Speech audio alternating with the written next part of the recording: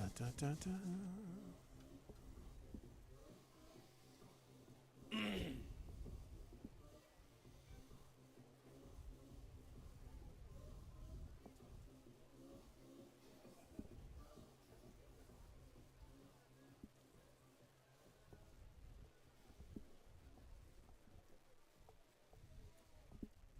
Who are the Dodgers playing? They played the Rockies last night. I can't remember if it's a 3 or 4 game series. Okay. Should be all weekend though. Are they in Denver or are they in L.A.? They should be in. It's in L.A. L.A. Yeah.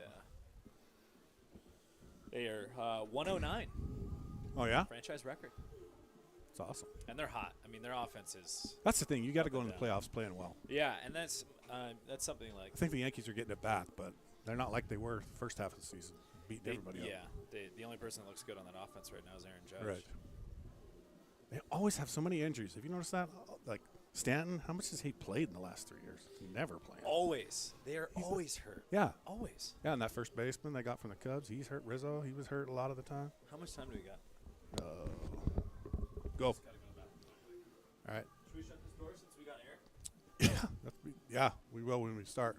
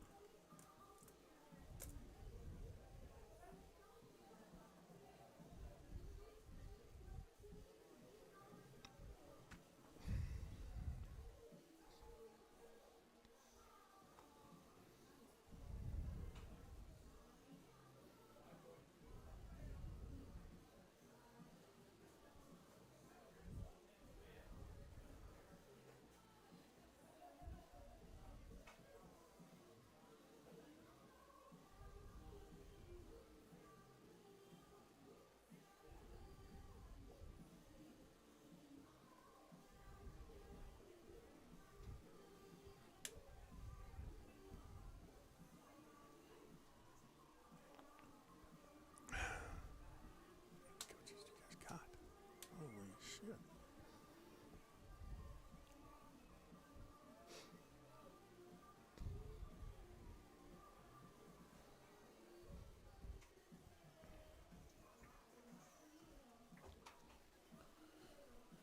All right. Here we go. No mattress race at halftime, probably, but, you know. That was so funny. That was great. Never seen something like that. That's Montana right there, that boy. Was hilarious. Mattress race. What are you guys going to do for the halftime show? We're going to race on some mattresses. Yeah. Yep. 100 yards. Now, what do you do for rain, you know? Shout out the camera crew down there midfield. Gary Marshall down there getting those shots, big yeah. buck photos. There you go. I saw ABC, I think it was, or CBS, someone was covering the tornado or the hurricane. And the big story was the condoms on the microphones. Oh, yeah, I saw that. You see that? Yeah. She was like, yeah, little secret. Yeah, little secret. No, it is what it looks like. Yep. Whatever works, I guess, right? All right, Jill, tell us when we're getting close. All right. Okay. How are you going to tee it up for me? Just so I know, kind of.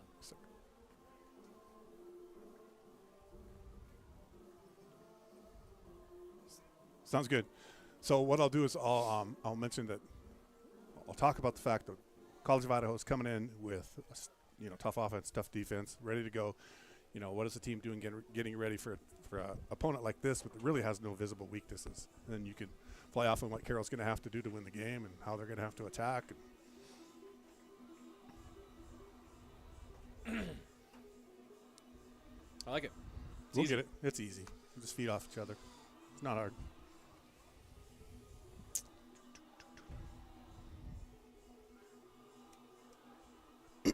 Great. This is my high school walkout song right here. Is it? Thunderstruck! Yeah. There you go.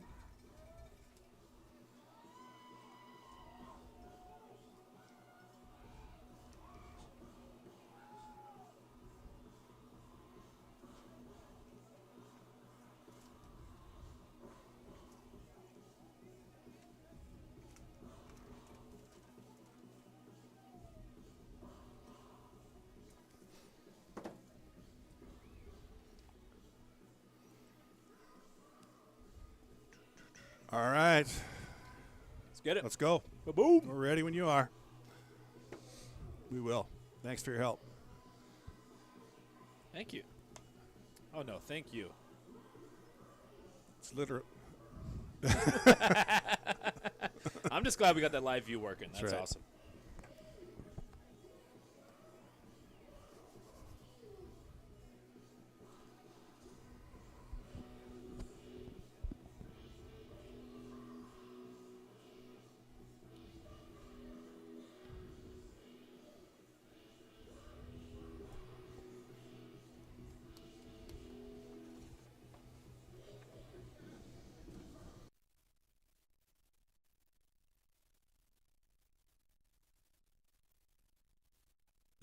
It's the game of the week, brought to you by the Montana Chevy Dealers.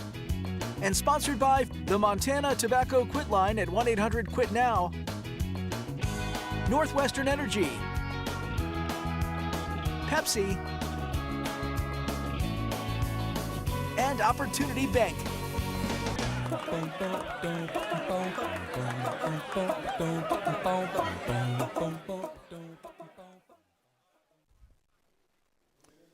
Good afternoon, everybody, and welcome to the Nelson Stadium on the campus of Carroll College in Helena, Montana, for a Frontier Conference matchup, a marquee matchup, maybe a midseason championship matchup between the College of Idaho from Caldwell, Idaho, and the Carroll College Fighting Saints. I'm Joe McMahon, alongside Austin Parr.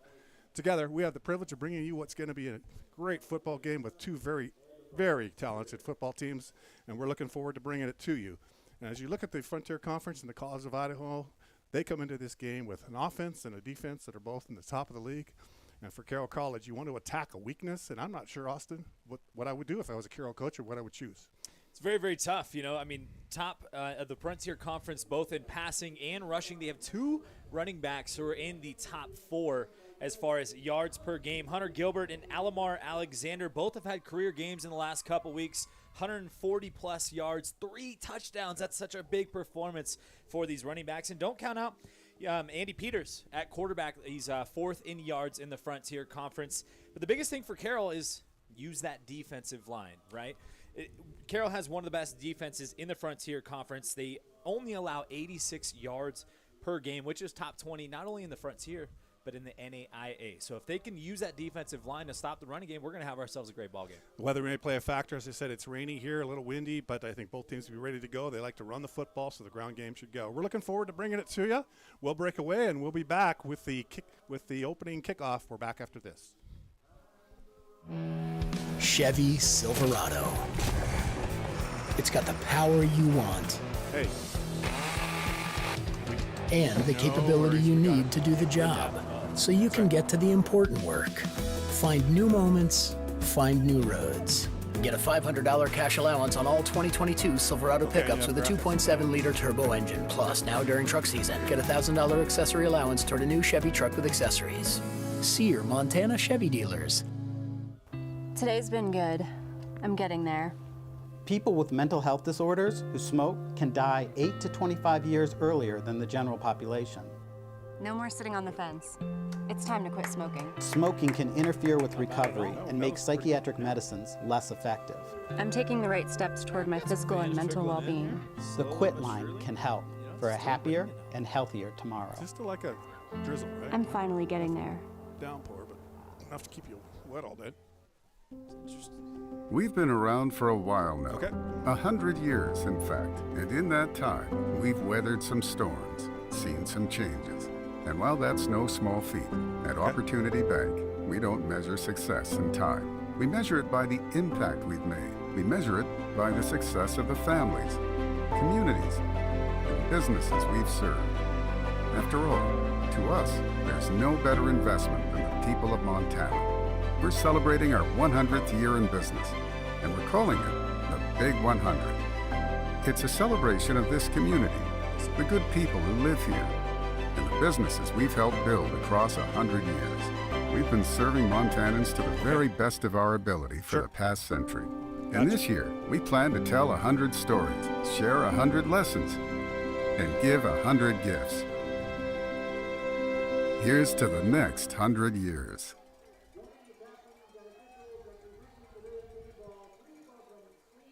Back at Nelson Stadium, Joe McMahon along with Austin Parr and the head coaches for these two ball clubs, definitely the keys to making this both teams the success they have, or helping them with that and directing them for the College of Idaho. It really starts with Mike Morosky, the head coach. He's in his 9th season with the Yotes. He's 49-36 overall. Started the program in 2014 and has a lot of success with this football team. 42-33, I guess, is his record there. I had that wrong.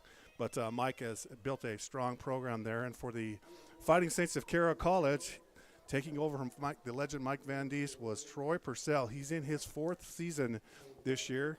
His overall record is shown to you there. They've got him at 12-7 there. I think he's got a few more wins than that. We'll have to check on that and correct that for him. But Troy has done a great job as well. So two very strong head coaches here. Awesome. I spoke with Troy earlier this week, and he said the biggest thing for Carroll College this week is they've got to punch the ball into the red zone when they get there, right? So they're 95% in the red zone so far, but they've only scored 4 touchdowns. And that's a big difference in ball games like this. And he spoke nothing but greatness for Mike Morosky and the College of Idaho Yotes. Says they put together a phenomenal program, and arguably this is the best football team that we have seen out of College of Idaho. Definitely so, and they are strong every year. You know, in the preseason poll, and this shows you what coaches know, they picked this team, the College of Idaho, 4th in the conference, and look where they're at. So I guess that tells you how much credence you give to those, right? Well, this is arguably the biggest game for both teams, right? Yep. Could this be, the first time that both these teams have seen a really solid matchup? I mean, Carroll did face Montana Tech. That was their lone loss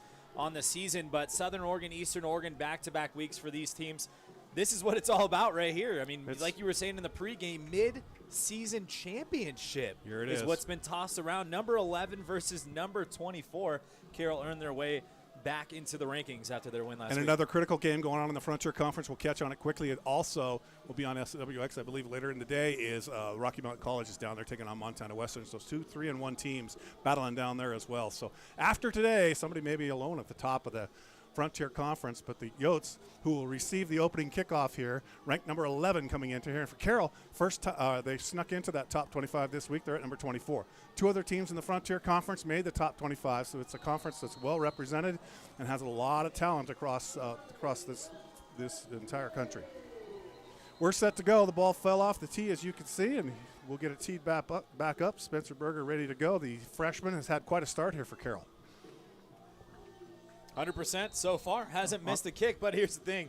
Today, conditions, field conditions, right? It's been raining for the last 2 days, almost nonstop. Not super heavy, but it's continual. So the field is wet. We see some wet spots. We saw in the pregame a couple of drops, snaps, and kicks, but a great kick here. Yep.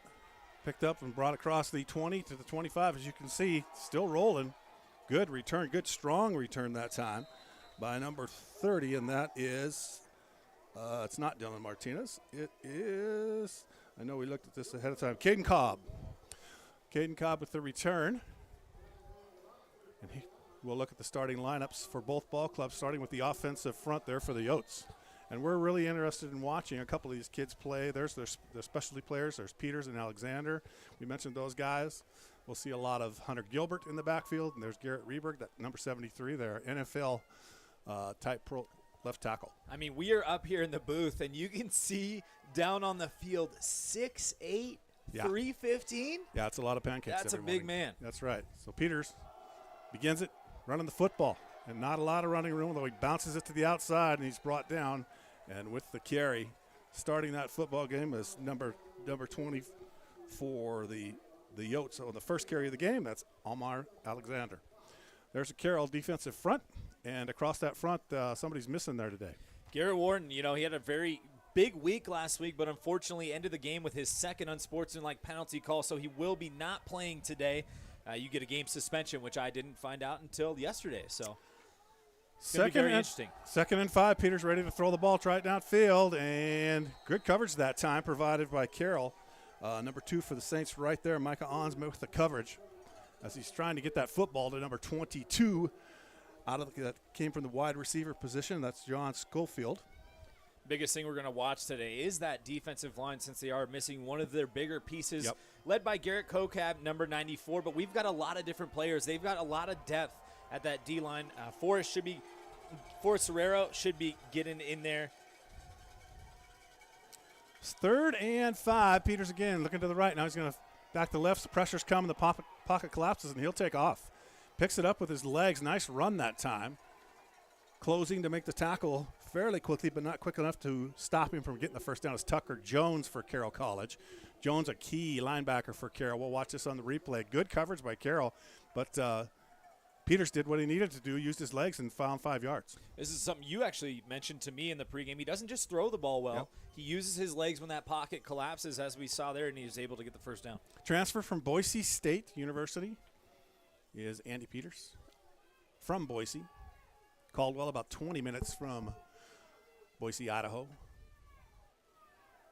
1st and 10, open over the middle, but he overshoots his intended receiver, and who got popped that time. But the pass that time intended for number 13, that's Connor McKenzie, a wide receiver, 5'9", 170-pound junior.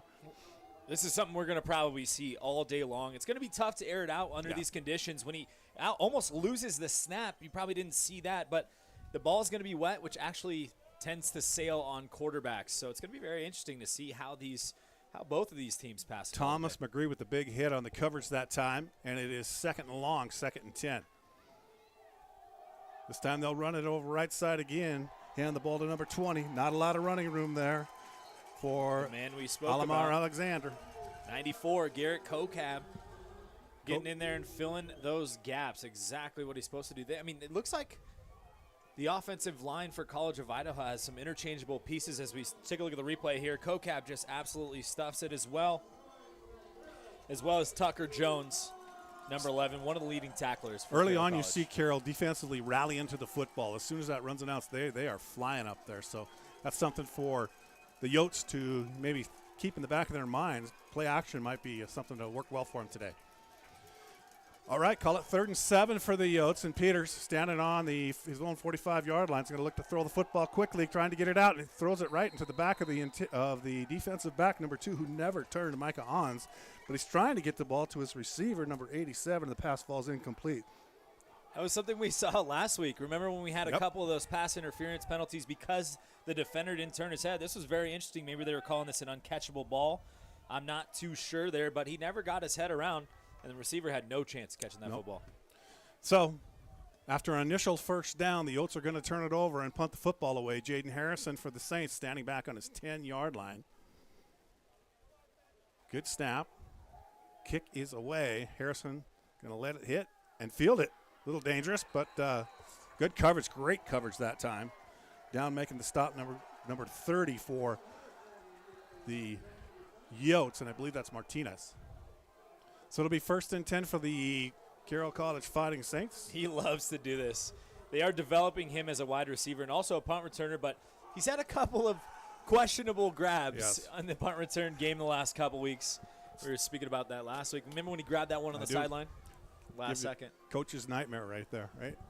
So Jack Perka, sophomore quarterback for Carroll College, comes out ready to go. He's got Burgess, I believe, on his left hip. Matt didn't play at all last week, but he's playing today. Burgess is going to keep it some pressure. He's going to fire that football downfield. Ockelson, was the intended receiver, knocked away at the last minute. Great coverage. Really good coverage that time by number 22 for the Yotes. I think the defensive line actually caused Jack to underthrow this ball a bit. He had a Colson down the field on the post route. As we look at the replay here. Watch Zach Webb with his coverage. Perka actually did a great job of getting that ball out and evading the sack. He was almost sacked for a big loss there, but that'll bring up a tough second down. Yep, it'll be 2nd and long. Webb, as I mentioned, broke that up. So Carroll faces 2nd and 10. And they'll start from their own 16, 17-yard line. Perka puts it into the belly of the running back. That's Kraft. And Kraft back to the line of scrimmage, but not much more. Again, most of the media coverage, most of the press goes towards the offense for the College of Idaho. At least that's what we've been reading about. But this defense is solid.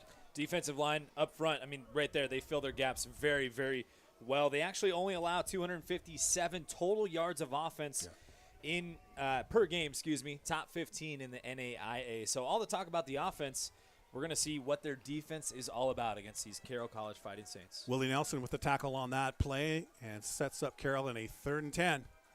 Perka looks at 3 down lineman. He's going to step back, look to his now back over the center, and he finds his tight end, Tony Collins. It's complete. He's across the 50. He's still going, breaks 2 tackles inside the 40. And finally pulled down at the 33-yard line. What a catch, but also what a run after the catch, that time by Collins, the senior. This was a great job by the offensive line. The offensive line doesn't ever get the credit, but this is what causes the receiver to be open. Look at all the time in the pocket that Perka has. He goes through his options, finds his security blanket in Tony Collins, and Tony does a great job. Mr. Yak, as we like to call him, yards after the catch, breaks 2 tackles. Huge gain, early, big drive for Carroll College. So Perka and the Saints with a 1st and 10 in Yote territory. Kraft this time over the right side. A little bit of running room, but Martinez is there to meet him again and bring him down. Martinez, one of those linebackers, one of the top ones in the frontier. Here's their offensive set for Carroll. Jack Perka is the quarterback. Matt Burgess starts at running back. Collins, who just made that big catch. Jensen, one of the wide receivers. Harrison, another. Rothy, we'll see the freshman also. Akelshin, right? Sellers is the tackle. Another right tackle is Meekum. He's pretty solid as well. They've got a great front, and Carter, number 78, one of their studs up there. So it's an offensive front with some experience. 2nd and 9 this time for Carroll. Just underway. 10:29 to go in the first quarter. From Helena, Montana, and Kraft this time weaves his way down across inside the 30 down to the 25-yard line, a gain of about 6 or 7. Really good to see Duncan Kraft back in the game after injuring himself last week. Starting defense for the Yotes. McCoy is one of the big defensive ends for the College of Idaho. Martinez, that number 30 linebacker, he's an all-conference linebacker last year, over 100 tackles in 2021, and don't discount the DBs. There's some really great defensive backs. Like I said, their defense is solid. Perka this time hands it to Kraft, and Kraft is met almost before he got the football in the backfield. Great pressure that time by Kobe Roberts. He came flying through there and brought him down in the backfield. I think they know that Carroll wants to run the ball, right? So they're challenging Perka to pull that ball out. Early run pass option for Jack there. If he actually pulls that ball out, he might have got the first down. Instead, they lose about 6, 7 yards. So 4th down, probably too long for Berger to attempt a field goal here. You'd be looking at, about a 48-yarder. So they're going to go for it. They're going to send 2 wides, as you can see, and he'll keep one back in, and that's Kraft. We still haven't seen Matt Burgess yet today, although we've been told he'll play. We'll see. Perkins drops straight back, looking to throw. Oh, in and out of the hands of that freshman receiver. It was close. Kolshin, again, he's one of Perka's favorite targets. I think the ball was just a little late coming out of there. A little late, possibly a little wet. So, timeout on the field, 9:07 to go. No score on the Opportunity Bank scoreboard. We're back after these messages. At Rocky Mountain Credit Union, we call this community home, just like you. That's why we take a locally focused approach for our members. Your financial success is our primary goal. Whether you're refinancing your home, buying a car, starting a business, or just need help with a checking or savings account, we'll give you the financial tools you need to grow. At Rocky Mountain Credit Union, we're here for all life's events, big and small. Stop by your local branch or visit rmcu.net to learn more. We are driven. Not all tires are created equally. Some tires take 50 to 60 more feet to stop, and you don't need that on our Montana wintry roads. Stop by one of our 2 locations in Helena and let our knowledgeable team help you find the right tires for you, your family, and your vehicle this winter season. Point S Tire and Auto Service, keeping our roads safer 1 tire at a time. Make sure to ask about our best price tire match guarantee. Montana. We're proud to say it's where we live and where we work. We're so much more than pretty scenery. We are all hardworking, resilient, and resourceful. The vibe is different here. Stadium, no score. 9:07 to go in the first quarter. Joe McMahon alongside Austin Parr in a key Frontier Conference matchup here. And on 1st and 10, they go to Alexander, the Yotes do. And Alamar out of Nampa, Idaho, pounds ahead for another 5 yards. And it'll be 2nd and 5 from there. So with Alexander and Hunter Gilbert, who we've yet to see, but I'm sure we will, you got a 1-2 punch that's hard to defend. Seems like in the Frontier Conference, we talk a lot about the 2-headed monsters at running back and how these teams love to run the ball. I think they go with the hot hand, right? Alexander just had a career day, 3 touchdowns. We talked about that earlier. We'll see when we see Hunter Gilbert. Andy Peters, the quarterback, is going to fire the football down the left side, and the pass falls incomplete. Zach Spiroff back there with the coverage. Nice to see Zach back, injured last week against Southern Oregon University. Missed about half that game, and he's back out there. They need him. Great defensive coverage here. Really tough to throw the ball when it's wet. You can see Peters is having a little bit of struggle. The ball was a little high, and Spiroff goes to high point the football. I mean, almost maybe had a chance at an interception there. He's thrown into double coverage. So 2 weeks ago, Spiroff, the Frontier Conference Defensive Player of the Week, had a couple of interceptions and a block punt return for 2 points. So we are set to go. Matt Burgess is on the sideline. Hopefully we'll see him. He's dressed this week. He wasn't last week. There's the pass. It knocked away. Great job defensively. Number 19 stepping in there to knock that ball away just before it arrived with the receiver for Carroll College. This ball was actually almost intercepted, and the Yotes are lucky it wasn't picked. He made a beautiful read on the quarterback, watching the eyes the entire time. The O-line did a great job to give Peters the time to find his receiver, but that weather. That was linebacker Hunter Peck on the coverage. It's hard to throw the ball across your body in normal weather, and when it's raining, it's going to make it even more tough. In sunny weather, dry weather, I can't do it anymore either. So, that's how it is. So we're set to go. Punter for the Yotes out there. A short kick. It'll hit on about the 44-yard line and roll out of bounds. That's where Carroll will take over, 1st and 10. 8:12 to go. No score in what's been a battle thus far. The College of Idaho Yotes, the Carroll College Fighting Saints. We're back after these messages. I'm a design build contractor. Besides getting a permit, we make sure to call 811 before starting every job. It's difficult to tell where Northwestern Energy's natural gas pipelines are exactly. They could be right where we're digging, even if the homeowner doesn't use natural gas. And obviously, we don't want to cut off someone's power or cause an explosion. My crew is like my family. I want to keep them safe. If calling 811 can save their lives, that's an easy call to make. We are driven by an unquenchable desire for knowledge, for the truth that lay just outside our grasps. We are meant for more, made for more. We are unwilling to ignore that which calls to us, that which will transform us.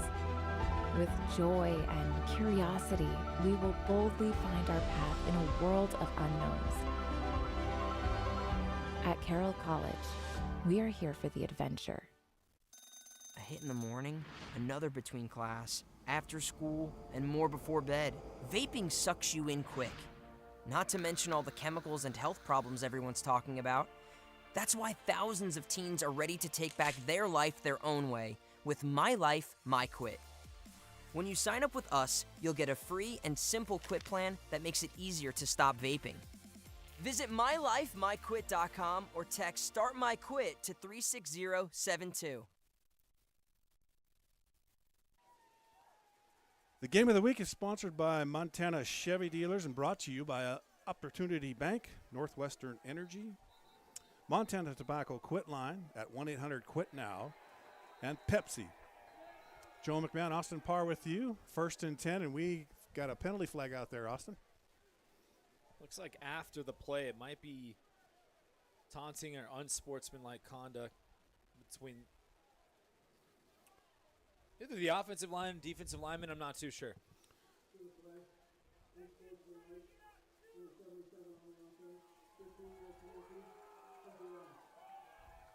All right. Was it?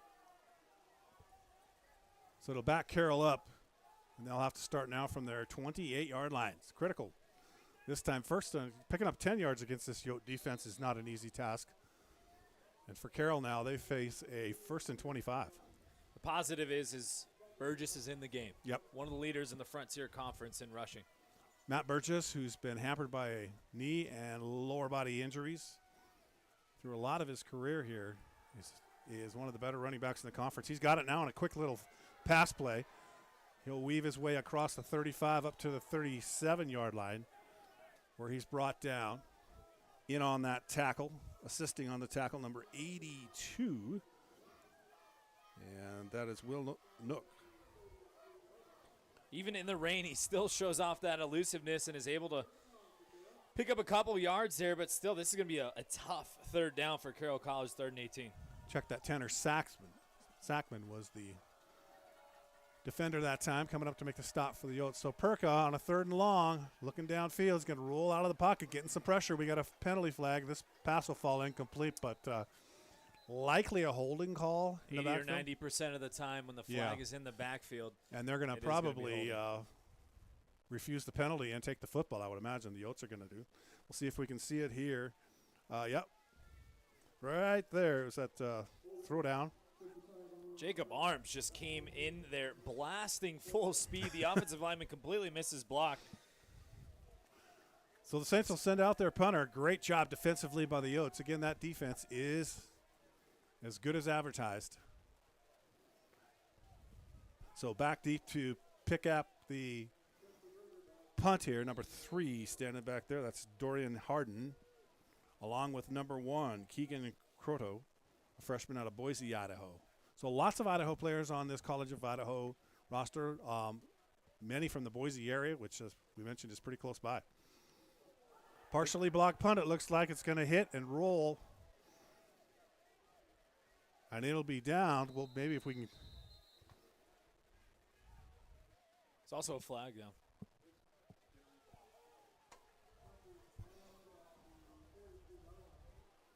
Yeah, the punt looks like it was partially blocked. Let's watch the snap. The snap was a little high, but playable. No. I don't think anybody touched it. I think it just came off his foot wrong. Followed by a penalty. Maybe we can see it one more time. Our crew's doing a great job here getting us this look, but watch, I don't see anybody getting a hand on it. Well, we'll return with maybe another look at that punt, but it's nothing. We'll return after these messages. Not all tires are created equally. Some tires take 50 to 60 more feet to stop, and you don't need that on our Montana wintry roads. Stop by one of our 2 locations in Helena and let our knowledgeable team help you find the right tires for you, your family, and your vehicle this winter season. Point S Tire and Auto Service, keeping our roads safer 1 tire at a time. Make sure to ask about our best price tire match guarantee. Montana. We're proud to say it's where we live and where we work. We're so much more than pretty scenery. We are all hardworking, resilient, and resourceful. The vibe is different here.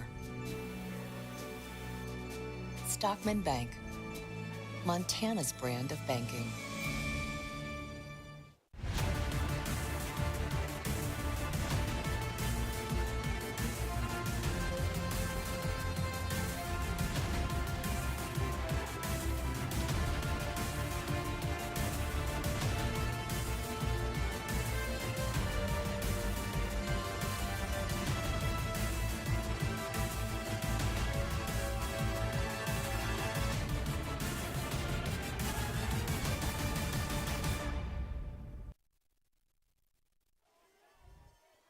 Back at Nelson Stadium on the campus of Carroll College, with 6:51 to play in the first quarter, no score thus far. Peters will start offensively for the Yotes in Carroll territory. He's going to tuck it and go.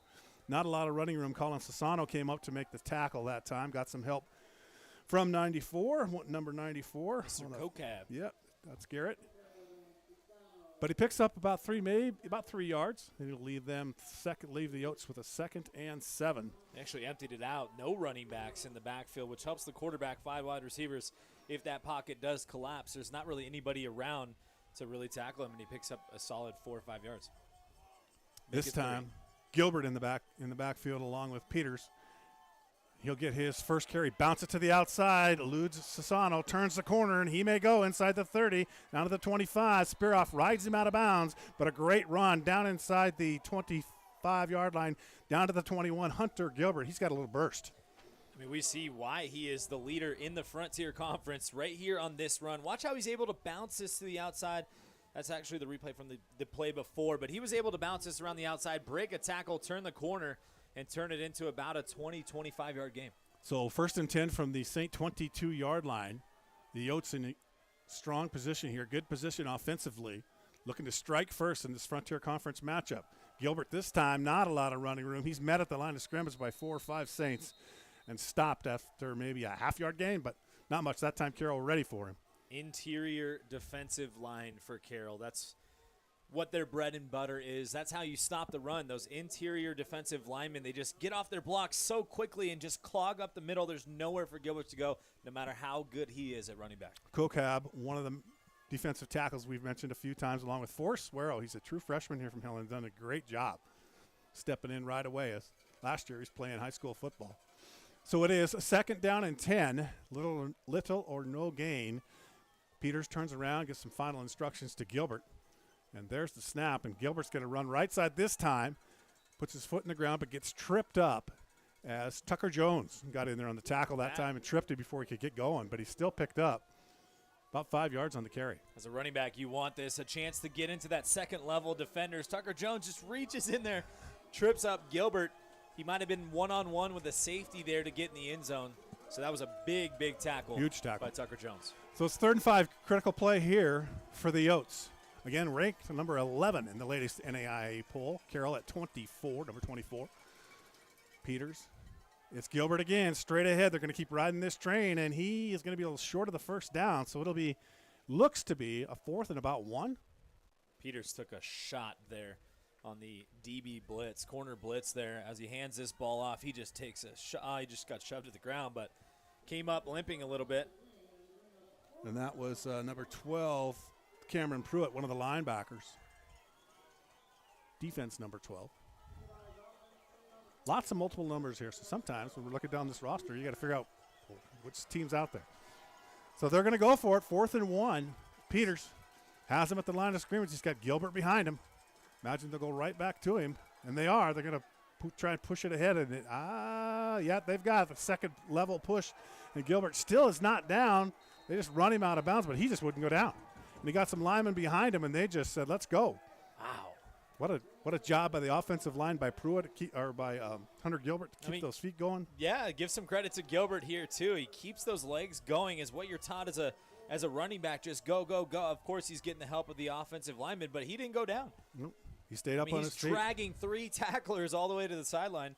Big, big pickup on 4th down for the Yotes. So it is 1st and goal for the Yotes. A huge play there. 1st and goal from their St. 7-yard line. No score. 3:06 to go in the game. Or in the first quarter. You keep it. That would be a short game. Peters calls for the football. Gilbert's going to try to get straight ahead, and this time he's drugged down from behind. Nice job that time. Coming in, number 36, Trent Durfee from his linebacker position, got into the backfield, got a hold of him, and got him down before he got started. This is a combo of the defensive line and Tucker Jones staying right there, so Peters cannot pull the ball out. He has to hand it off to Gilbert, and boom, you get that interior defensive line, and that run goes absolutely nowhere. So Durfee in on the tackle. He had some assistance from Elijah Larson, one of their linebackers. It is 2nd and goal from the 6.5, 7-yard line. Both offenses back and forth so far. This is a big possession. Great football game. 2 evenly matched teams. Peters this time will give it to Gilbert. He'll bounce to the left side, some room, and it closes. Good job defensively coming up and keeping him out of the end zone is Zach Spearoff. But Gilbert this time picks up 3 yards. Gilbert had a chance to break a tackle and get in the end zone here. Spearoff just made a great play. Holds on. He just bulldogs him down. So it is 3rd down, 3rd and goal. Touchdown saving tackle right there by Zach Spearoff. They like to run to the left side. No wonder. They've got a pretty big left tackle out there. This time it's number 22. He'll take the direct snap, and Spearoff gets him in the backfield. That time it was Peters came out of the game, and who was that? Zach? Well, no. Number 22, John Schofield, the wide receiver, took the direct snap. I believe 19 was on the tackle there. Came in from the other side here. Let's watch the play develop there. You're right. Got him right from behind. It wasn't Spearoff. Number 19 on the stop for Carroll. And it looks like they're going to go for it on 4th down here. This could be a huge stop for Carroll. And they'll keep number 22 in there to take the snap. Peters out of the game. He'll take the snap, try to run straight ahead, dives into the end zone. Touchdown, Yotes. Great job that time by number 22, taking that direct snap, as we mentioned. It's a wide receiver. Yep, John Schofield, the wide receiver, 195-pound junior out of Las Vegas, Nevada. And he just followed his blockers into the end zone. Great job by the offensive front that time, opening up a huge hole for him. Wildcat offense just takes a snap and goes straight forward into the end zone. Big hole. That's a big touchdown early on for the Yotes here in the first quarter. And Spencer Fiske on to attempt the extra point for the College of Idaho. They lead it 6-0. Looking to tack on that extra point. Looks good from here. Let's wait for the indicator. Yep. So, timeout on the field with 1 minute to go here in this first quarter of action. The College of Idaho strikes first. They lead it 7-0 over the Carroll College Fighting Saints in a marquee matchup. We'll be back with Carroll's next offensive set after this messages.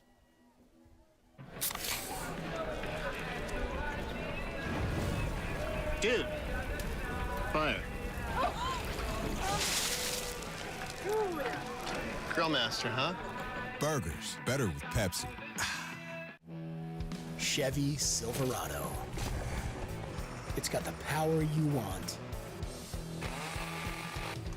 and the capability you need to do the job, so you can get to the important work. Find new moments, find new roads. Get a $500 cash allowance on all 2022 Silverado pickups with a 2.7-liter turbo engine. Plus, now during truck season, get a $1,000 accessory allowance toward a new Chevy truck with accessories. See your Montana Chevy dealers.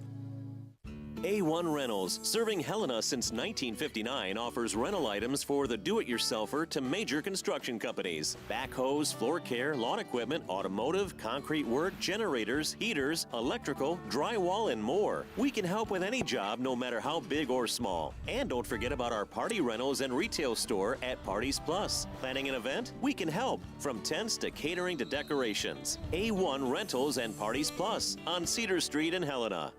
Back at Nelson Stadium, turned by number 19 for Carroll, Hunter Peck, one of the up men on the kickoff return team. He rumbles it out to about the, well, you can see it 1st and 10 on their, Saints will start on their own 36-yard line, 37-yard line. They trailed 7-0. Great drive that time by College of Idaho. Here's that kickoff. They just scooted it along the ground. Call that a squib kick. That's right. A little squibber. Those are tough to pick up sometimes, especially in the rain, but he did a great job there. Yep. 1st and 10. Carrying the football, going straight ahead was Matt Burgess. He'll pick up 3 yards. So far, this defensive line for the Yotes has been up to the task against this Carroll College running game, not giving very many holes to run through, and Burgess only picks up a couple there. It's going to be interesting to see how this running game adapts as the game goes on to such a great defensive line. And really, I think a critical possession here, Austin, for Carroll. They've got to get a couple of first downs, let their defense get rested, regrouped on the sideline. They've been out there a lot. Time of possession definitely in favor of the Yotes right now. Can they respond? There's a completion to Akelshan, I believe, out near the, first down marker. He's going to be about a yard short. They'll pick up about 6 on that play. So Colshan picks up 6 yards on that pass. Nice throw from Perka. Just turned and fired it out. Good coverage that time. Closing coverage, but not there early enough to knock it away, and that'll end the first quarter. So we played 15 minutes. It's been fun to watch these two teams going at it. 7-0 our score. College of Idaho with the advantage. We're looking forward to the second quarter. Stay right there. More football to come.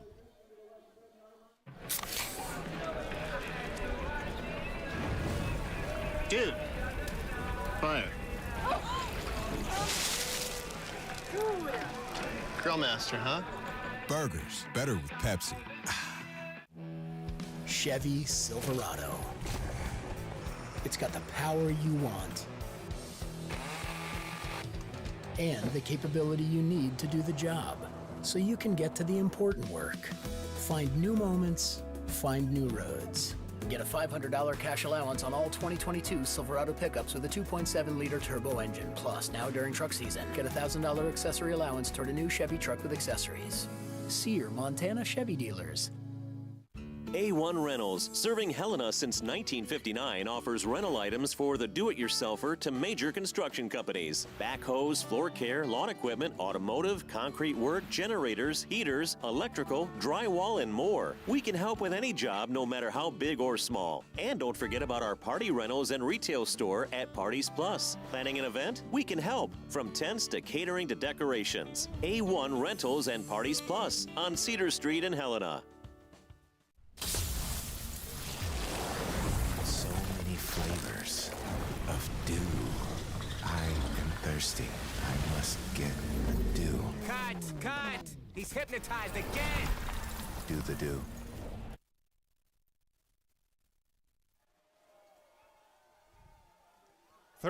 Back on a 3rd and short.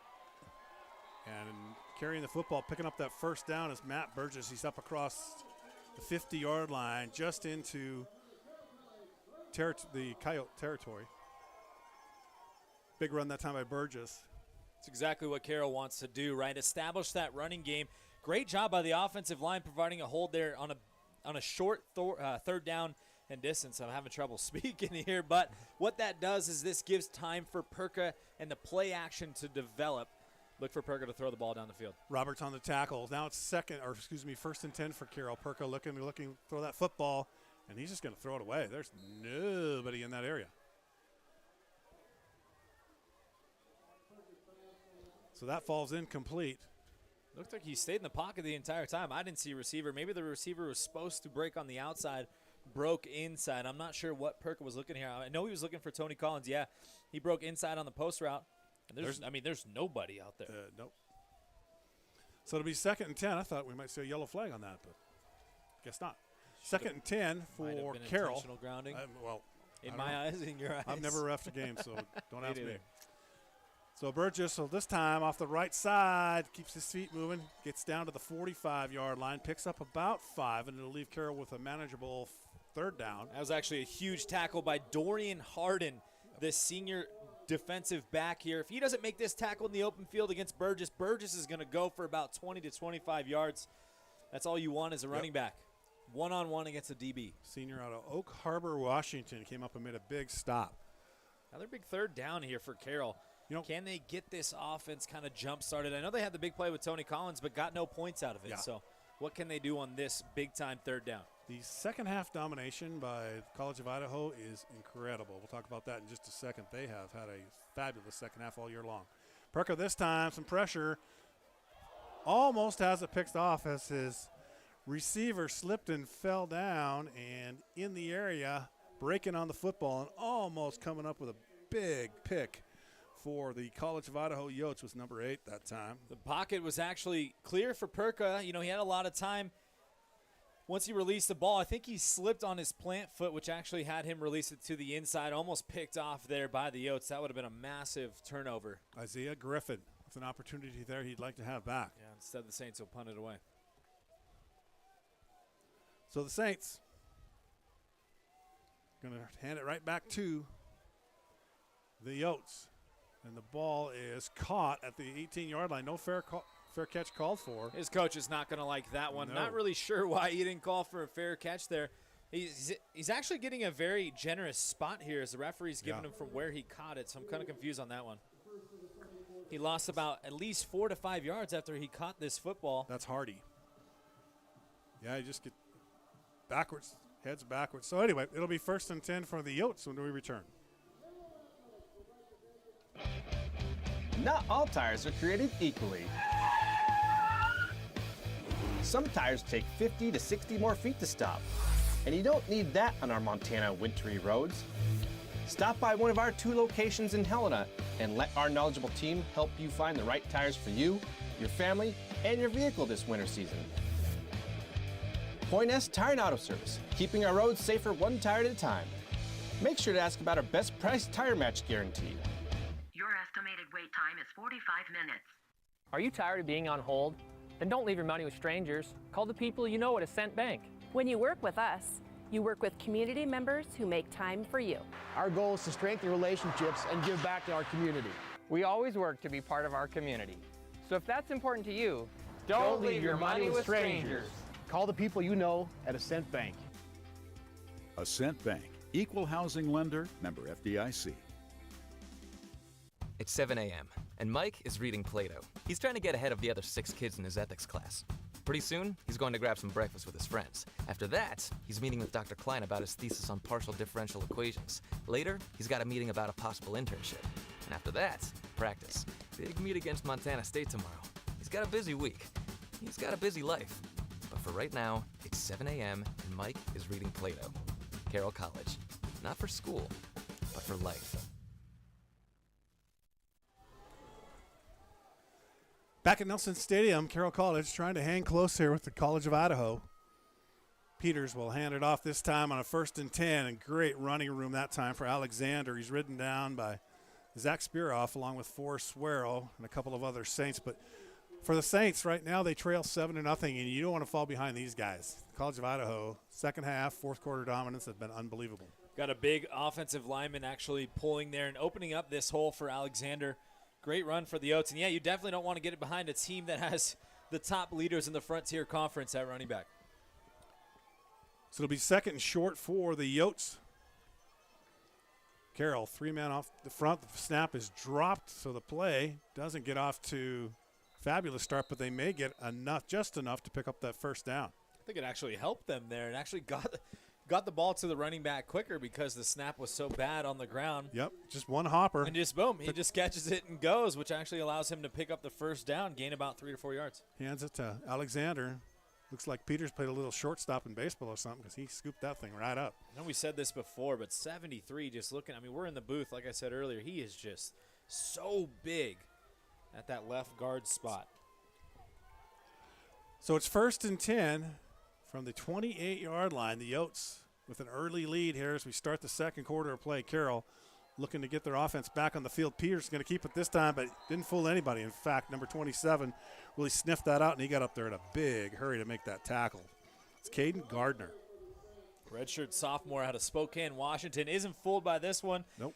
Quarterback pulls it out. He just fills his gap right there on the outside. Doesn't allow him to get anywhere. Broke down well, reached, tackled him low, and hung on. 2nd and 10 for the Yotes. The field's getting a little muddy. It's wet. It's rainy here in the capital city. Just a steady drizzle all day long. Rained all night last night. The field actually holding up fairly well. This time, right side, Alexander breaks one tackle, stumbles ahead, doesn't get quite enough for the first down, but he's close. That's all you really want as an offense, right? So if you're running back to get about 3.5 yards is what you're looking for. When someone could do this on second down and gain about 6-7 yards, make third and manageable. Well, we call it third and manageable. Make third down manageable is exactly what you want as a running game in an offense. Tucker Jones credited with that tackle. Got a hand in there as Alexander came by and enough to trip him up. Big third down here for Carroll defensively. You need a stop. They need to get off the field. Alexander standing behind Peters. And here gets the football, and he's up near the 40-yard line. He's got plenty of room for the first down. Picked up plenty of yardage that time. Nice run by Alexander. Great job on the left side by opening up the hole. We'll watch it on the replay here. He just turns and look at that hole they've got. The offensive line is just doing a great job. Number 80 on that Yotes offense actually provided the best crackback block is what they like to call it right there on the edge, which gave a huge hole for Alexander. It's Torrey Watkins, their tight end. He's a talent as well. 1st and 10, their second first down of the drive for the Yotes. Peters has him moving, the transfer from Boise State. He's going to give it to Alexander. Left side, he's going to bounce it out to the outside. Ball's out on the ground. It's loose, and it goes out of bounds before Carroll can grab possession. Boy, there's that opportunity lost. That's something that this defense prides themselves on is turnovers. They have 9 turnovers this year, and they almost got one right here. Beautiful hit, helmet to the football. It's exactly what you're taught, and the football just gets kicked out of bounds. So a huge break for the Yotes and a very tough one for the Carroll College Fighting Saints. Thomas McGree caused that fumble for Carroll with his head on that football as he went in to make that tackle. But his teammates. That is the fundamental of tackling right there. That was beautiful. So it is 2nd and 10. for the College of Idaho with the lead here, 7-0 in the second quarter. Joe McMahon, Austin Parr with you. Pass over the middle, in and out of the hands. I thought it was well thrown, but number 87 could not come up with that catch offensively. It was intended for Charlie Maines, a junior out of Lake Oswego, Oregon. This was actually a great ball by Andy Peters. It might have been just a little bit out in front of his wide receiver, but he has him open on the slant route. Got to catch that. A little bit out in front of him, but, you know, as you're taught as a wide receiver, bring that ball in. Make sure you secure the catch before you try to go get some more yards.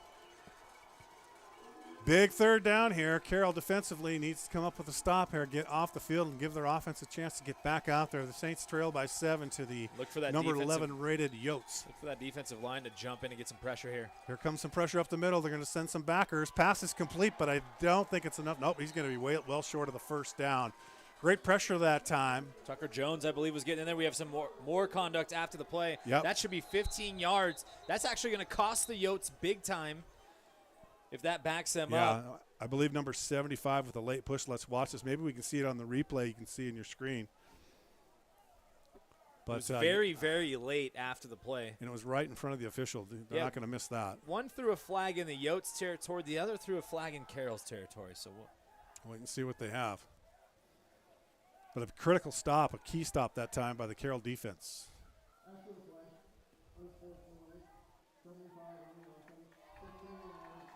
Yep, the call comes against number 75 on the offense that time with a late push. That's J.P. Cardillo, the junior out of Simi Valley, California. And no, I'm not going to quiz you because you got about a C last week. So Simi Valley is my neck of the woods, right next to Thousand Oaks. Shout out Southern California. So you do know where that is. All right. Play a lot of softball in Simi Valley. That's right. So they'll punt the ball away. The Yotes will. Spencer Fisk standing back on his own 15-yard line. Heavy pressure. Gets it away. Great punt. Really good punt. Harrison calls for a fair catch, and he'll make it on about the 29-yard line. It's a beautiful spiral punt there, and a great catch by the freshman. So timeout on the field, 9:33 to go. The Yotes lead at 7-0, and we will return. We've been around for a while now, 100 years in fact, and in that time, we've weathered some storms, seen some changes. And while that's no small feat, at Opportunity Bank, we don't measure success in time. We measure it by the impact we've made. We measure it by the success of the families, communities, and businesses we've served. After all, to us, there's no better investment than the people of Montana. We're celebrating our 100th year in business, and we're calling it the Big 100. It's a celebration of this community, the good people who live here, and the businesses we've helped build across 100 years. We've been serving Montanans to the very best of our ability for the past century. And this year, we plan to tell 100 stories, share 100 lessons, and give 100 gifts. Here's to the next 100 years. Busy is good. I'm feeling stronger. When treating drug and alcohol addiction, it is a myth that you cannot quit tobacco as well. I can work harder, longer, since I quit. In fact, those who quit tobacco during treatment are 25% more likely to stay sober. Feeling constructive rather than destructive. Decrease your risk of relapse while saving money and improving your health. Quit tobacco now. I'm finally feeling better.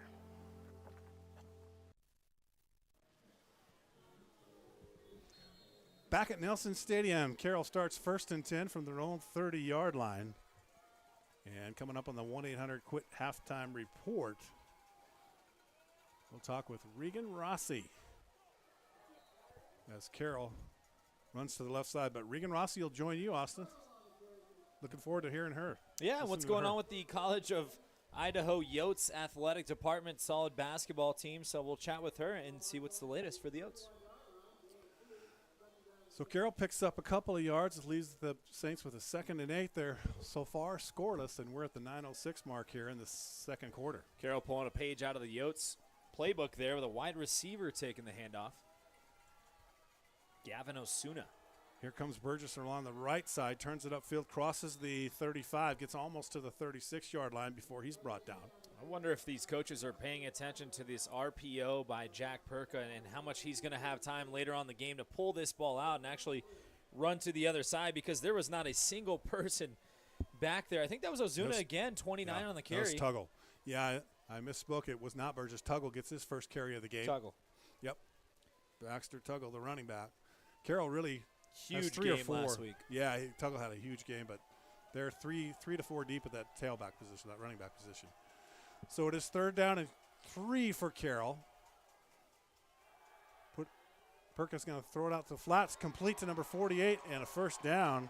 So little used Ryan Rickman, the tight end, catches that pass. Great call that time by Alex Faniston. He's a big boy, too. To hit. Perka put a beautiful ball right on him. Has the time. Oh, he notices the cornerback actually slipped on the play there, which allowed that tight end to be wide open. Perka puts a beautiful ball right out in front, giving him time to gain those extra yards. When you put the ball behind your receiver, that's when they have to go and grab it, and it prevents you from getting the first down. So Carroll with the first down will continue this possession, start this time from their own 42-yard line. They trail it 7-0. Handoff straight ahead is the run, and not a lot of running room. That defense for College of Idaho came in highly touted, and they are living up to the call here. Rickman that time with the carry. So this time they're using Rickman in the backfield. So you just saw him catch a pass, and this time that's the first carry I've seen him have all year. Just trying a little bit of everything. He's a big boy. And if you can get, at your tight end to perform like a running back, you've got a great chance at gaining a lot of yards. Tuggle back in there at the tail or at the running back spot on a 2nd down and 7 for Carroll. Receivers to either side. Perka's looking to get the ball out quickly. It's to Harrison, complete. Good throw. Short of the first down, but a 3rd and manageable near midfield. Spoke with offensive coordinator Alex Fannin still this week, and he said the biggest thing they're trying to do is develop these freshman wide receivers, get them to break down in their routes early, just like he did there, and just go back to the quarterback and catch the football. Harrison with that reception. He is out of St. George, Utah. Very fast, speedy wide receiver. Big 3rd down here. He goes in motion across the formation on a 3rd down and 2. Critical play here, as Austin mentioned. Perka's going to roll to his right, throw it back, and complete it to number 82 with the reception. Great throw that time. Nice play. Well run. And the tight end is Carson Okoa with that reception. Yeah, this defensive line actually sniffed this one out and had Perka almost in the backfield. He does a great job of staying poised on the outside and delivers an absolute dime to the sideline to his tight end, who also did a great job to bring that in and get the first down for the Saints. Saw the pressure on Perka, but he held his poise and delivered the ball in stride. We've seen Perka get hit the last couple weeks. He'll stand in there and take one. So this time he'll leave it in the belly of his tailback Tuggle. He'll push it down inside the 30-yard line before he's wrapped up and brought down that time. I believe number 34 got in there for the tackle for the Yotes, and he made a great tackle. The hole was opening up there for Tuggle. That's Hunter Eborn. But Hunter Eborn got in there. Yep. Took made him a big down. play. Spreading it out right here. 4 wide receivers. Speaking of linebackers, remember Jake Rosino last week from Southern Oregon University? He was tackling people when he got off the bus there. I think he had about 18 tackles in that game. Perka looking down the field. He's going to fire this football. And, oh, man, the pass was there, but he couldn't bring it in, and that was Tuggle. I think Perka might have thought the pressure was going to get to him because he actually had Harrison open at the top of his screen right there. Would have picked up the first down, but you got to catch the football. That's the biggest thing as running backs. You don't just run the ball well. You got to be able to catch. Catch the ball as well. Not sure where I was going with that one, but I'm going to end it there. You're a tight end. That's right. 2 receivers split to the left side this time. Tuggle stays in with Perka on a critical down to keep this drive going for the Saints. They trail the number 11 rated Yotes from College of Idaho, 7-0. Perka looking. He's got lots of time. Wide open receivers. Collins, he's caught it. He may go in. Touchdown, Carroll.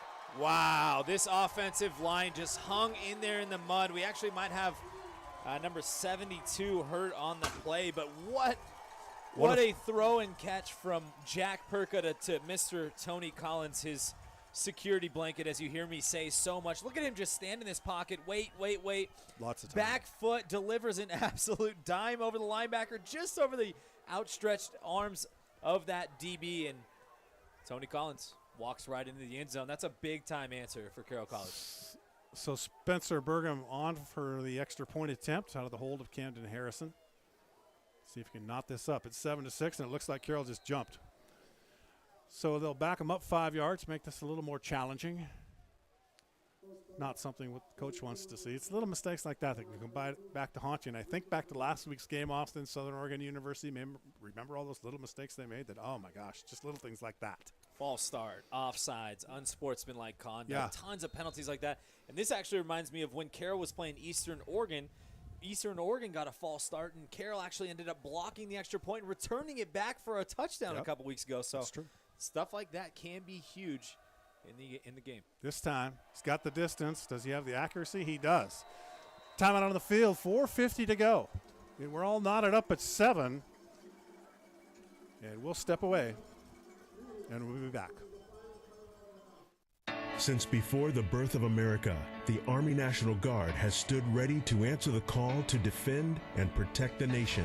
Army National Guard soldiers share in an enduring commitment to serve their state in times of crisis and defend their nation in times of conflict. The men and women of the Army National Guard serve part-time in their own communities and have a stake in its continued security. To learn all about the benefits of becoming a soldier in the Army National Guard, visit nationalguard.com.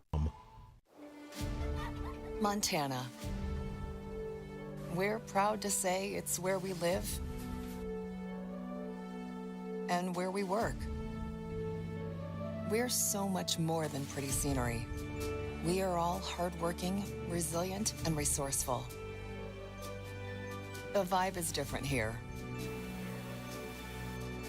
Stockman Bank, Montana's brand of banking.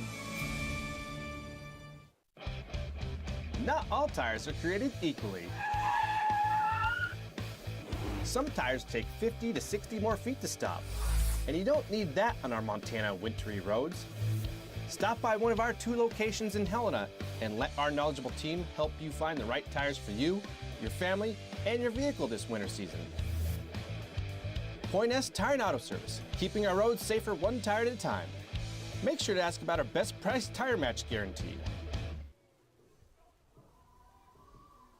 We'd like to welcome our network affiliates for today's game. SWX in Billings, Bozeman, Butte, Great Falls, Helena, Kalispell, Missoula, Spokane, Coeur d'Alene, Yakima, and the Tri-Cities, and all across America on the Carroll College YouTube stream. We're happy to have you enjoying the game with us. Joe McMahon alongside myself, Austin Parr, in beautiful Helena, Montana, Nelson Stadium for this wet and rainy day, but this is what we wanted. Yeah, 7 days later, and look what we got here. We're standing up here roasting last weekend, but it's a great day for football today. Not a lot of fans came to the game, though. I think they're all home, sitting in their easy chair. The ball scooted along the ground. A squib kick picked up. That is Alamar Alexander, and he'll get across the 35-yard line. Good return. He's brought down at the 38-yard line. Stop made by number 10 for Carroll College. Can I ask you what an easy chair is? Yeah, you'll know when you get older. Elijah Larson. Is that like a lazy boy? Like a lazy boy. Okay, like a recliner. Just a recliner? Yeah. Haven't heard that, those. huh? Yeah. Easy chair. I've never heard that one before. Easy chair, yeah. Easy to get in and out of. No, I get it. No, I figured that's what it was. That's what we need. Kind of one little thing here, right? Yeah. I need one of those for Sunday football. Yes, you do. Keep putting in those 13-hour days. Yeah. We're set to go. Peter's out there, the Yotes offense, and he's going to hand the ball off to Hunter Gilbert. He's trying to push it to the outside, bounces it out. Pretty good running room. Picks up about 6 yards. Gilbert just keeps going. He's just like a little bowling ball. Oh he just bounces off tacklers here. He got a pulling tackle. And look at him. He just bounces. I mean, he just bounces off these tacklers. Whether he picks up yards or not, he's not easy to tackle in the open field. Nickname Bumper Car right there. Bumper Car. I like it. Second and 3 for the Yotes all knotted up at 7 here. Yotes, again, coming in at number 11 in the latest NAI poll. Carroll at number 24. 2 other Frontier Conference teams rated in between them. And this time, he's met at the line of scrimmage. Gilbert is, number 19, put the hurt on him. Just as I said, Wow. he wasn't easy to bring No, down. This was Peck. a massive Watch this. hit. I don't think Gilbert saw this coming from his right side.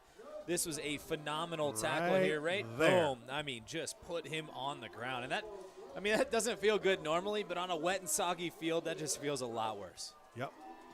Great tackle that time. 3rd and short. However, for the Yotes, ball near midfield. Can Carroll get off the field, and another big 3rd down here early in the first half? Late in the first half, excuse me. Again, that defensive front for the Saints missing Gary Ward. Handoff right side. Gilbert's got the first down and a couple more yards. Tackle made by number 27 for Carroll, but not until he picked it up. Caden Gardner on the stop. But Gilbert gets going quickly. He's got quick acceleration when he gets that football. Watch him take off here. It just accelerates. Good blocking out in front of him. Number 75 opening up a big hole for him out there, helping out with the block. That was 22 as well. Schofield, we talked about him getting that carry earlier for a touchdown. He opened up that hole, and you could have driven you could have ran for that first down. Well, that's a stretch. Cardillo, the redshirt junior out of California, Simi Valley, California. Peters this time will hand it off to Alexander, who's back in the game, and he'll, again, work the right side. They've had more success, it seems, going to that side. He picks up about 5 yards, maybe 6. They like to pull these tackles and pull these guards. And, even if they're just picking up 2 to 3 yards, it's really, especially on a day like this, it's really all you could ask for, and it's all you want as an offensive coordinator. You want a little fun fact about Simi Valley? Sure. The Weaver brothers, famous pitchers Yeah. for the MLB. Yeah. They went to Simi Valley High School. Jared was one of them. Was that correct? Jared and Jeff. Jeff, that's it, yeah. I think I saw a game where they actually pitched against each other. Am I dreaming that? It might be, but I think I did. Possibly. Yeah. Anyway, Peters hands it off, or he's going to roll to the right side, keep it, pull it away on a run-pass option, and not fooling the defender that time. Rolling out with him and bringing him down was number 3 for Carroll College. Jacob Resch. Yep, the linebacker.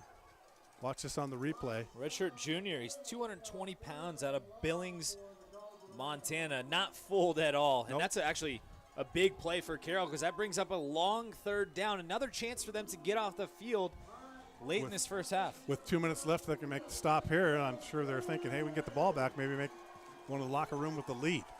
What a game, 7-7. This is fun, Austin. This is exactly what we wanted. Perhaps the midseason title game. Peters is looking to go down the sidelines, and the pass in and out of the hands of the receiver, and that's number 22 again. That guy does everything. That's Schofield, right? Yes, that is Schofield. And on the coverage there, it's number 10 for Carroll. And that, if I remember right, it's Elijah Larson. Yeah, he did a great job on the coverage there. The ball was a little bit underthrown, but he got his head turned around, located the football, and if that ball had any chance of being caught by the wide receiver, he would have batted it down. So big stop by Carroll here. What can they do with just under 2 minutes to go in the half? So they'll kick it away. Spencer Fiske on to do that. The freshman from Grants Pass, Oregon. Number 94. I get the wrong guy here. I'll get him right in here in a second. Harrison will take the return from his 13-yard line, trying to get to the outside. Great coverage that time by the Yotes, and they'll run him down out at about the 16-yard line. But the punter is actually there he is. Jacob Johnson. Not really sure where the blockers were for Carroll. I saw neither is about Harrison. 1, 2, 3, 4, 5, 6. I saw 6 white jerseys and not a single purple jersey there. Not really sure what happened on that punt return. It's not going to make the special teams highlight film for the year. So it'll be 1st and 10 for Carroll. They'll take over as they set the ball up at make it the 17-yard line. We're all knotted up at 7. And again, at halftime, you want to remind the listeners who your guest is there? Austin? Vice President of Athletics, Regan Rossi. Vice President of Athletics for the College of Idaho Yotes. Made the 500-mile trip here to Helena, Montana. Watch this game. We hope she can make her way up to visit with us. Hand off to Burgess as he splashes across the 16 to 17-yard line, but a great stop that time by the defense for the Yotes. That's the spot of the field that, as it continues to rain, is going to keep getting wet. That defensive line is getting a huge push against Carroll's offensive line. That was 43. 43 with the tackle on that the time. tackle.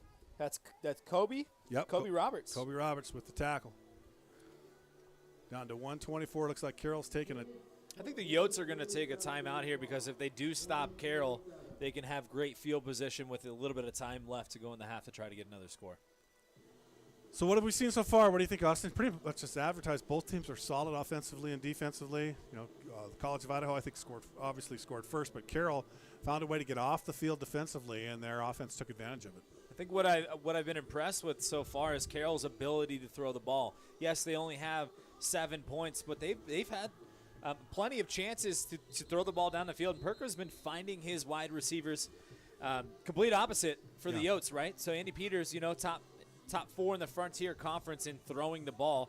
Obviously, the field conditions make it a little bit tough, but if one quarterback's doing it, the other should be able to do it as well. It's interesting to see the adjustments that they're going to make next time the Yotes are on offense. And again, College of Idaho has had phenomenal second halves. Handoff left side, not much running room. It's College of Idaho all over the ball carrier, or I think that was Burgess it was. Number 21, Burgess again trying to get to the outside, unable to do so. It'll be third down and another timeout called by the College of Idaho. Yeah, this offensive line is struggling so far with the defensive line on these inside and outside gives. They're just getting all the penetration in the world, and College of Idaho is going to look to get a big stop here. It's about 3rd down and 7, 3rd down and 8, 1:21 left to go in the first half. And you know, especially with these field conditions, if they do stop them on 3rd down, it's not guaranteed that Carroll can punt the ball really far and you know, kind of switch field position. So we already saw one that we thought was blocked. Might have been. I think it just came off his foot, right? I did not on that replay see any contact, but might have just came off the wrong side of the foot. And also, what do you do as an offensive coordinator here, too, right? You don't want to put your quarterback in a bad position, have him make a mistake here, right, as well. 3rd down and 8, big time in your own territory. So it'll be interesting to see what Fanisteel draws up here. What he draws up. Yep. I wouldn't expect too much. Actually, you know, we've got 3 receivers to the right Tony side, Collins and the right tackle just jumps. So it's going to be 3rd and about, instead of 3rd and 8, 3rd and 13. Yep. I just checked. 98 yards of rushing in the first half for the College of Idaho, and for Carroll they're at like 31, so not a lot. Both teams have been very stingy defensively.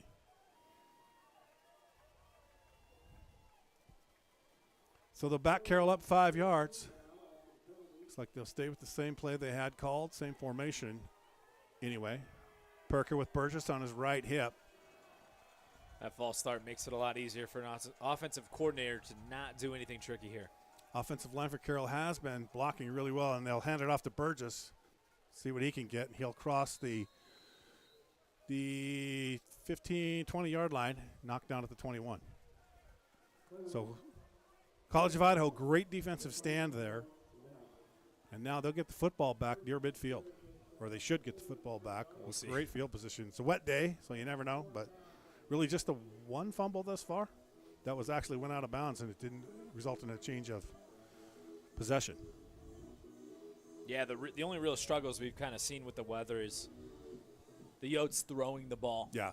Not being able to get a grip on that football, but credit these players. They've been doing a great job with this weather so far, not turning the ball over. We've seen a couple punts. I mean, it's hard enough to catch that. You know, we saw that Harrison catch that beautiful spiraled punt that was a deep one. I mean, it's hard enough to catch the football not in rain, but, you know, you add wetness to the footballs as well. And I think you talked about pregame about how they soften up the footballs. Could also make it a little more slippery. Yeah, I learned what College of Idaho does with 6 footballs before every game, or what their equipment manager does.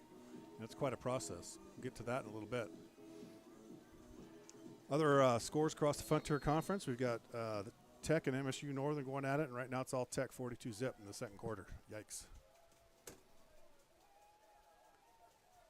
So Berger will punt it away. He's standing on his 8-yard line. Snap's good. Not much of a rush. Pretty good punt. Really good punt.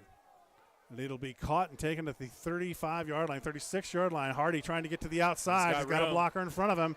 He'll push it to the outside across midfield down near the Carroll 40-yard line. Pushed out of bounds at the Carroll 41-yard line. Tackled by Berger himself. The punter comes up and makes a tackle.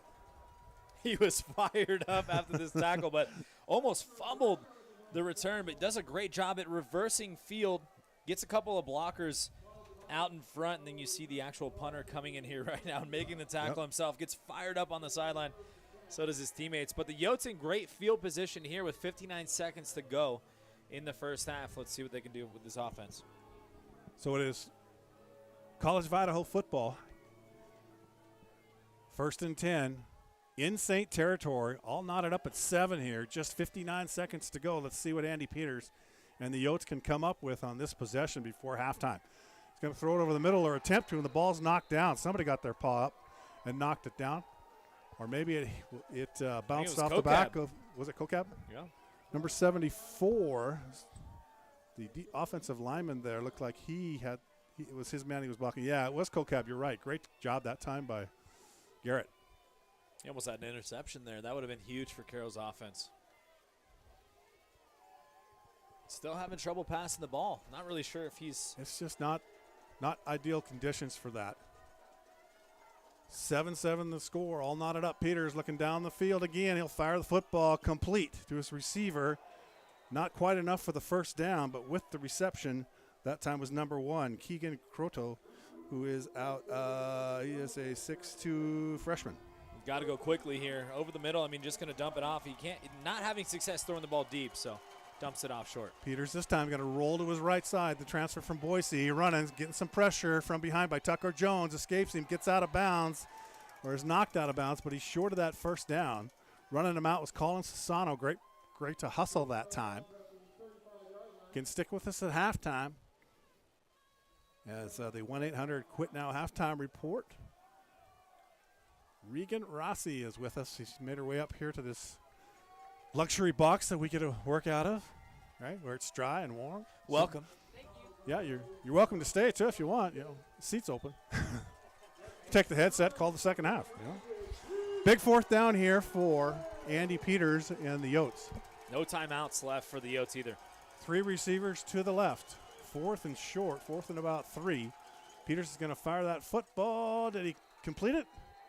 Saints are saying no, and the official agrees with him. He said, no, it hit the ground. See, what do you do here now as Carroll, though? You got 3 timeouts left. 20 seconds is plenty of time with 3 timeouts to try and get. And that could be big. We've got a penalty flag, a late penalty flag. It's got to be some sort of unsportsmanlike conduct. It's not on the play. Yeah, when he was trying to catch that football, it actually went through his legs, did touch the ground. So anytime the football touches the ground, it's going to be Here's incomplete. the call from the official. We'll wait and see. This could make the decision easier for head coach Purcell and offensive coordinator Alex Finn. So it's unsportsmanlike call against the College of Idaho. You really just hate to see this as a head coach, too. You know, we know that this is a rivalry. This is a huge game, but you've got to keep it under the wraps, and you can't be doing dirty things after plays, and you know, you're costing your own team. It's almost like a selfish move. So right? what are the Saints' plan here? What's your attack? I mean, do you try and pick up 20 yards, spike it, or call a timeout? They got all 3 timeouts left. All 3 timeouts, 20 seconds. You have plenty of time to at least try to get down to about the 20-yard line and get the field goal. I wouldn't be surprised if they complete a first down or 2. They'd take up a couple end-zone shots. Perka in the backfield, calls for the football. He's looking on the right side, pulls it back. Now down the field, he's got a receiver wide open over the middle, but he's going to go on the right side, looking for his freshman there, and it falls incomplete. But he had number 82 running wide open down the middle of that field and just missed him. He's walking back to the huddle right now, telling his quarterback, look, you can't be looking at the wheel route here as you see on the replay. Watch 82 up front. Nobody's on him. That's a touchdown for Carroll. No. I mean, yikes. Jack would absolutely missed like that back and have a redo, right? He's going to see that at halftime and be that really was a touchdown. upset. Yep. All right, 2nd and 10 for Carroll. From midfield, a fantastic football game between 2 very good teams. It is 2nd and 10 for Carroll at midfield. Perka this time getting some pressure. He's going to escape and take off. We're down to 6 seconds. He's got to get out of bounds, and he does with 4 seconds to go. So that'll stop the clock. And definitely not in, I wouldn't think, in field goal territory. You're not looking in field at goal territory. Also not enough time to run a play and call a timeout. So I expect them to just take a little end zone shot here and see, the old Hail Mary. There you go. Hail. 1-800-QUIT-NOW halftime report. Again, stay with us. Austin will be visiting with Regan Rossi from the University, or from College of Idaho in Caldwell, Idaho. Made the trip out here. Just a short little 500-mile drive or so, right? Oh, flight. She flew. There you go. Very smart. Very Work smart. smarter, Yeah. not harder. So it's timeout on the field. Carroll's talking it over. What do they do with 4 seconds? And we thank the College of Idaho assistant coaches up here in the box for helping us redirect, Regan. Yeah.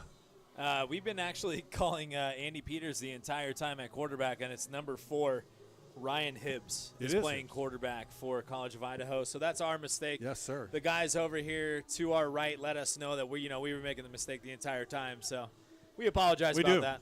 Sorry about that. We'll get it right. So Peters out. Ryan Hibbs is in. We'll correct that for the second half. There we go. Apologies. Perka with 4 seconds left, looking to throw the football downfield. Time runs out, and he'll fire this one all the way down into the end zone. The ball's tipped around, and it's, I think, caught by a defender for the College of Idaho, and that will end the first half. So we've played 30 minutes. It's been quite a football game. 7-7 our score as both teams head to the locker room, regroup, and we will break away when we come back. Again, Austin will be visiting with Regan Rossi from the College of Idaho, Vice President of Athletics, and we'll look forward to that. We're back after this message. All right.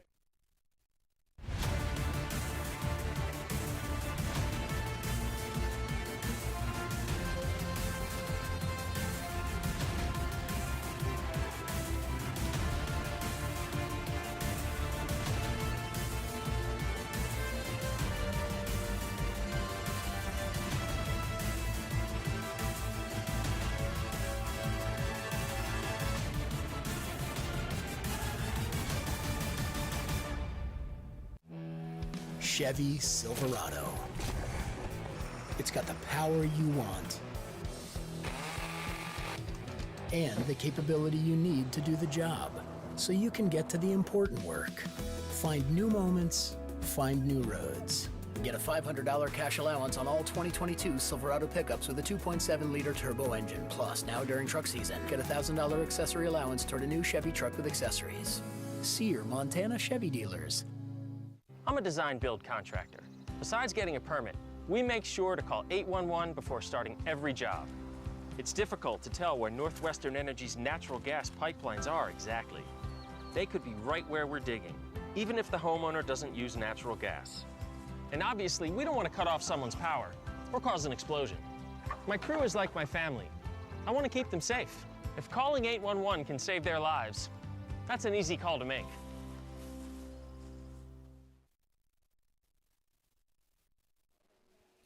Welcome back to Nelson Stadium. It is the 1-800-QUIT-NOW halftime report. We are meeting with Regan Rossi, the Vice President of Athletics for the College of Idaho. Newly appointed last year, correct? New title. New title, New right. title. Been at C of I for a long time, and took over as the athletic director after Marty Hawley about 6 years ago, and just having a blast, having a ton of fun. Well, speaking of athletics, what can we expect? What's going on over there at C of I, College of Idaho, in the athletics department? Well, obviously, we're excited about our football program so far.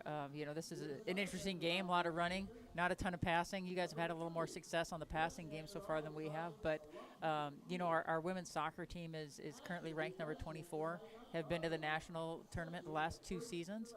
So a lot of good things coming on the women's side there. And I'll tell you what, our cross-country kids are something to watch. They're both programs are ranked, in the top 10 right now. We have a new cross-country coach and track coach, Dominic Bolin, took over for Austin Basterchea, who is our assistant AD. And so just having a ton of fun, good to be back on campus in full swing. A lot of great things happening in the classroom, on the fields, and the courts. Looking forward to keeping busy, keeping football rolling, and then rolling into winter. Well, thank you so much for joining us. I wanted to get that out there. Speaking of basketball, though, we all know that the College of Idaho basketball team has a reputation. So what can what can Yotes fans look forward to? I know we haven't played a game yet, but, what can we look forward to for the basketball season? Still undefeated in basketball so far. Coach Blaine's done a fantastic job with those young men, and they're so fun to be around and watch. They're great in the classroom. They're great on the court. He really likes his guys. I had a chance to watch him a little bit in practice the other day. I think we're going to be all right. You always, when you lose guys year to year, it's always a challenge. But I think he's done a really good job of bringing in the guys that are the right fit. And we didn't lose a ton, but we've got this transfer that I'm really excited to see. So I'm excited for our men's basketball team. We actually start off. I'm not sure if we open up in Arizona, but we head down to Arizona to see Ottawa and Arizona Christian. November 3rd and 4th, so we're going to do some booster stuff down there. So that should be a fun trip. We've got some former student athlete, Matt Muniz, and his wife, Angie, who are going to host us and kind of do it up. So that'll be a fantastic trip for some boosters to go on. And I think Austin and I are going to head down there. I think the co-presidents are going to head down. So it should be a ton of fun. It's going to be exciting stuff going on. Speaking of basketball, though, you have a lot of experience as a basketball coach yourself. For those of you that don't know, she has the most amount of wins on the women's side. What can you give as far as like coaching advice, or do they even ask you to the basketball program, or do you kind of stay away from the basketball? Well, I can't help myself sometimes, but I do try and stay out of it. Both of our coaches, Coach Beal and Coach Blaine, are doing a great job with their programs. They're fun to watch. They've got, they're just great kids. Like I said, I love being around both teams. And so they do a great job. It's funny, Coach Rochelle Sayers just sent me a text asking me if I was in town, so I'm going to go stop by and see her. She said she's doing an indoor tailgating. A little soft, Coach, but that's okay. But Rochelle's done a phenomenal job up here. I loved coaching against her. I coached against her when she was down at Weber State. It's just, basketball is, I love basketball. I love watching our teams compete. And to be able to compete at the highest level and compete for national championships every year is what we want to continue to do. Put our coaches and our athletes in positions to be successful. Is there anything in the works that you can maybe leak out some information for some Yotes fans that's going on for the athletic department? There's always talks about what are you going to add? What are you going to do next? How are you going to grow? There's always facilities. You can always upgrade facilities. We've got a new mayor, Jerem Wagner, who's been really great to work with. He and I have worked a little bit together to do a little bit of upgrades over at our baseball facility, and he's very invested in the community and in the college being successful. We share properties. We lease both our football and our baseball stadium from the city, and so he's very much invested in us making some improvements there. So hopefully we can get some good work done in his tenure as the mayor and keep things going in the right direction. We love our football stadium. We back up to the rodeo, so we've got a fantastic beer garden. The Cobble Night Rodeo crew does a fantastic job for us. We work with our service organizations to do all of our concession stands, and then we get all of our programs involved. Our softball young ladies, there are our ball girls, our baseball guys help, our track and field kids help. It's a lacrosse helps at tailgating. It's a family affair, definitely a Yote family affair. Well, this conversation gets me excited, especially with the beer. The word beer garden, and right. I'm in, so I may have to check out that College of it's Idaho campus. I heard it's beautiful out there. Thank you so much for joining us on the 1-800-QUIT-NOW halftime report. Ladies and gentlemen, that is Regan Rossi, the Vice President of Athletics for the College of Idaho Yotes, and we'll be back with more right after this. Thanks for having me. We are driven by an unquenchable desire for knowledge, for the truth that lay just outside our grasps. We are meant for more, made for more. We are unwilling to ignore that which calls to us, that which will transform us. With joy and curiosity, we will boldly find our path in a world of unknowns. At Carroll College, we are here for the adventure. Montana. We're proud to say it's where we live and where we work. We're so much more than pretty scenery. We are all hardworking, resilient, and resourceful. The vibe is different here. Stockman Bank. Montana's brand of banking.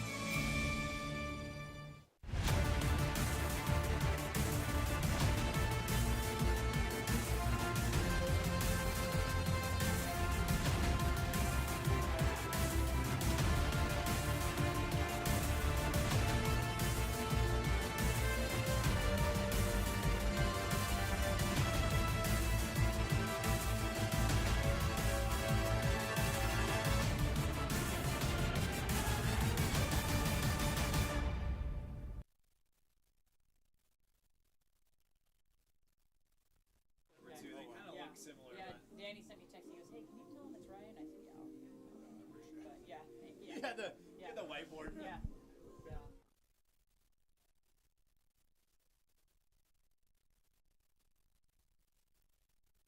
Mountain Dew Spark might hypnotize you. You might want to stop staring. Stop staring at the delicious Mountain Dew Spark. There's some common thinking about college, that you'll never graduate with a major in 4 years. Well, it's more like a major in 3 minors. Little scholarship money is awarded. Right, like an average of over $21,000 per student. That real-world learning comes later, unless, of course, your classroom is the real world. The College of Idaho is all about changing your outlook on education and just how far you'll go.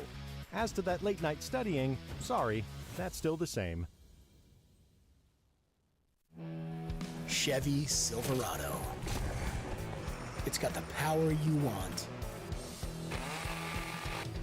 and the capability you need to do the job, so you can get to the important work. Find new moments, find new roads. Get a $500 cash allowance on all 2022 Silverado pickups with a 2.7-liter turbo engine. Plus, now during truck season, get a $1,000 accessory allowance toward a new Chevy truck with accessories. See your Montana Chevy dealers. This is how we play. Play with power. How we put a team together. This is how we pass on greatness. Because with this team to inspire us, there's nothing we can't do. Pepsi, play to inspire. Welcome back to Nelson Stadium on the campus of Carroll College in Helena, Montana. Joe McMahon along with Austin Parr. And great first half. We're going to look at some replays here, some Mountain Dew do-overs replays. We'll start with Carroll play. This was that pass to Tony Collins, which was caught, and he just kept rumbling down the left side before they got a hold of him and pulled him down, and that was a critical play in the second quarter. And here's a big run by Hunter Gilbert, pushes ahead, and you think they've got him down, and he'll just keep pumping away. Yep. Yeah, that was the biggest play of the game for the Yotes in the first half, allowing this direct snap to Schofield from that wide receiver. Yeah, Perka here, standing in the pocket, finding Tony Collins yet again, one of his favorite targets. And you know, that's where we stand, 7-7. Yep, extra points good. So Carroll in the locker room trying to figure out how to get a little bit more offense out of this scheme. The College of Idaho defensively have been solid. We'll take a look at some first half statistics as well. Again, we apologize. It's Ryan Hibbs at quarterback, not Andy Peters, who apparently is wasn't feeling well this week. So they're going with Hibbs, who's very capable. And we have 12 passing yards for the Yotes, 119 for Carroll. And you can see rushing yards. It's the Yotes with 98 up to 50. Time of possession, though, fairly even, although about a 4-minute benefit or lead there for the Yotes, and that's critical for them. When they do that, they win. Of course, they've won all their games thus far. But what else do you see there, Austin? I see. It's the complete opposite for Carroll College. Usually their running game is what they lean on, right? Yeah. The two-headed monster that we like to say. We use that phrase over and over again. Matt Burgess, Duncan Kraft, Baxter Tuggle, throwing a third name in there, right? But only 50 rushing yards so far. So the biggest thing for me is, how is that Carroll College offensive line going to make adjustments scheme-wise, right, maybe to create some more holes, create some more running plays? Because Perka's actually doing a great job of throwing the ball thus far. And, yes, it is our apologies about Ryan Hibbs is the quarterback for the Yotes today, and he's had a tough time throwing the ball there too. So for the Yotes, how do you either help him out, maybe get him outside the pocket more time so that he can step back and actually use that arm and throw the ball in the wet conditions, or what can they do to adjust and build up that offense for the Yotes in the second half? We're in for a great ball game, though. We are. Ryan Hibbs not inexperienced at all. In fact, at the beginning of the year, he was their starter, replaced by Peters. I think about a game in, and both very capable. But Hibbs today is got his team in a pretty good position. They're tied, considering what happens usually in the second half for the College of Idaho, outscoring their opponents 90 to not very much. I mean, that's an insane stat. Yeah. 90-19. That's something we're going to look forward to. And then, you know, what is the stat in the fourth quarter? 42-0. 42-0. Right. In the fourth quarter. C of I, we call C of I, but it's College of Idaho has outscored their opponents 42-0. Crazy. And that'll get the job done, and that is why they are 4-0. Well, we'll step aside. More to come. It's all knotted up at 7. We'll be back with more after this.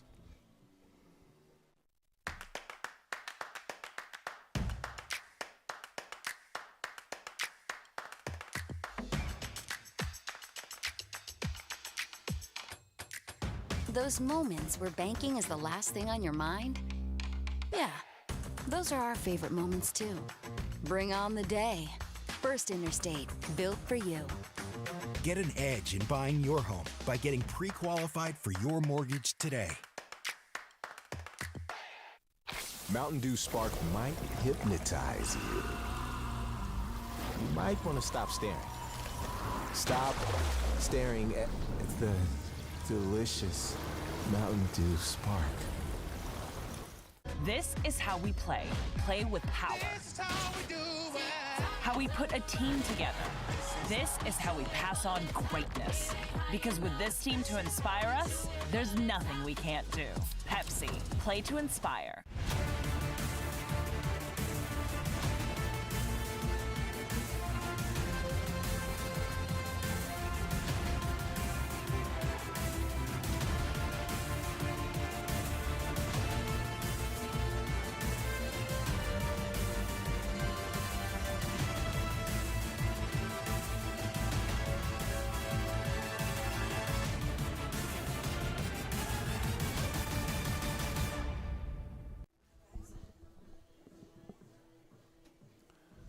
The Frontier Conference would like to thank the following corporate sponsors for their continued support of our conference: Cooper Tire, Tire-Rama, D.A. Davidson, Irk Hotels, McDonald's, Northwestern Energy, Pepsi, and U.S. Bank. We appreciate your sponsorship. You're a Pepsi or a Coke kind of guy? Actually, well, neither, I guess.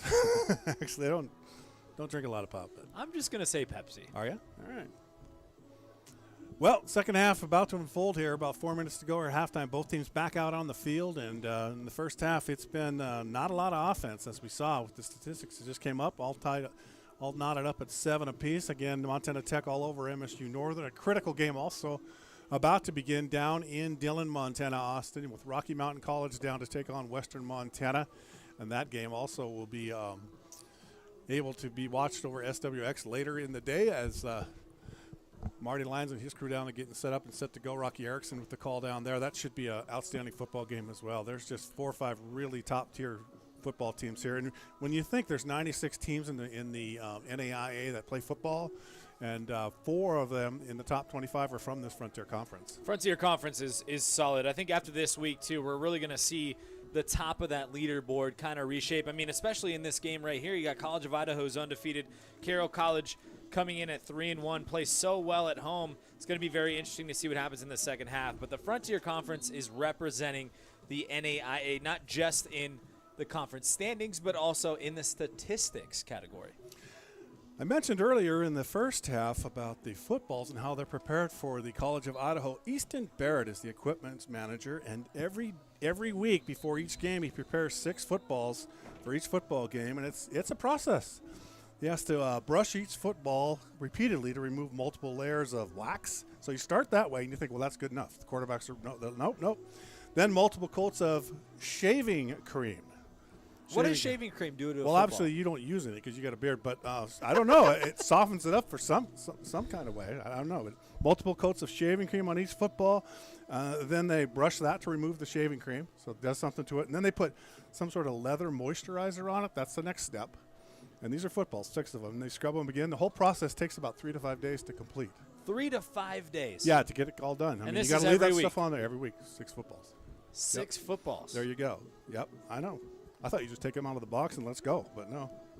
And so that's when Tom Brady would come in and to that person and say, hey, I need you to doctor Could up you these step 6 out for a second? footballs. Yeah. I got to take over on this process. I was hired, actually. Yeah. That was Austin Parr with that comment, people, so you can send all your remarks to, right. Hey, I'm a Tom Brady fan. I'm just not a Bucs fan. Yeah. I've never been a Patriots fan, unfortunately. I've seen Tom Brady beat the Pittsburgh Steelers way too many times in the postseason, and a lot of my friends are Patriots fans, so we get way too much of a hard time. But enough about the NFL. We got great Frontier Conference action here at Nelson Stadium. These two teams, this is exactly what the doctor ordered. We got a tie game at halftime. You know, we mentioned College of Idaho, 24-4 since 2019, but 3 of those 4 losses have come at the hands of Carroll College. So they just don't play well on the grass. I mean, I wouldn't play well looking out there in those field conditions. A little wet, a little muddy. That's perfect. A little slippery. I think that's great football weather. Although they've done a good job. I mean, the turf seems to be holding up really well. It's wet, obviously, because it continues to drizzle here in the capital city. But the downpour last night ended this morning, and so far it's been manageable. Fun fact about the first half, the Yotes scored a rushing touchdown. That's their 10th game in a row. 14 out of the last 15 they've scored a rushing touchdown. Even though it was a wide receiver, still does count as a rushing touchdown. It's a rushing touchdown. It was Schofield on the direct snap. It surprised us. A lot of things surprised us in that first half, including that Andy Peters wasn't out there at quarterback. But somebody's going to give us a hard time either on Twitter or something. You know, we're gonna hear from that one for a while. But all we can do is say, you know, we are human. We make mistakes. We apologize. So we are set to go. Carroll will get the football. They won the toss before the game started here and deferred to the second half. So they've got Harrison waiting back on his 20-yard line to return this kick. Usually don't see 92 as a kicker number. That was an interesting one. And we are underway. It'll be fielded and taken at the 16-yard line. Good coverage this time by College of Idaho, coming up to make the tackle at about the 34-yard line for the Yotes was number 12. And on that stop, and I believe that is they've been doing a great job Josiah at their Shields. coverage all day, not just on the kick return, but also on the punt return. They come full speed, boom, and they hit those blockers, fill those holes, make the tackle. See what Carroll can do on the first possession of the second half. So we're underway the second half here. Again, a College of Idaho team that has excelled in the second half against their opponents. They've already pitched, their defense has pitched 2 shutouts this year, one against Northern Montana College and then last week as well. Burgess this time gets the first handoff of the second half and a great tackle solo tackle made by number 14 that time, who came up to take his legs out from under him. That's Jacob Badabinga. Just like we talked about at halftime. That's out of Boise. The Fighting Saints want to get that rushing game going, but that defensive line is just getting so much push on those tackles and those guards that Burgess really has nowhere to go. He has to break at least 2 to 3 tackles just to gain 2 to 3 yards. So call it 2nd and 8 for Carroll. Ball spotted on about the 37-yard line for the Saints. They're going to run it again. Burgess right side. And again, that defense for College of Idaho up to the task. Number 99 in there leading the charge. Alex. 55 pushing back as well. They're just, I mean, I just said the same thing. I mean, the adjustment so far for that offensive line is for Carroll has not been good so far, but we'll see what they come up with on this 3rd and 10. So quickly, Carroll finds himself in a 3rd and long here from Nelson Stadium on the campus of Carroll College. Maybe Tony Collins here Capital over the middle. City. Here's some pressure. They're going to bring it. Perka trying to avoid it. The ball's out on the ground, and I'm not sure. Well, we'll have to wait and see. Looks like Carroll got it back.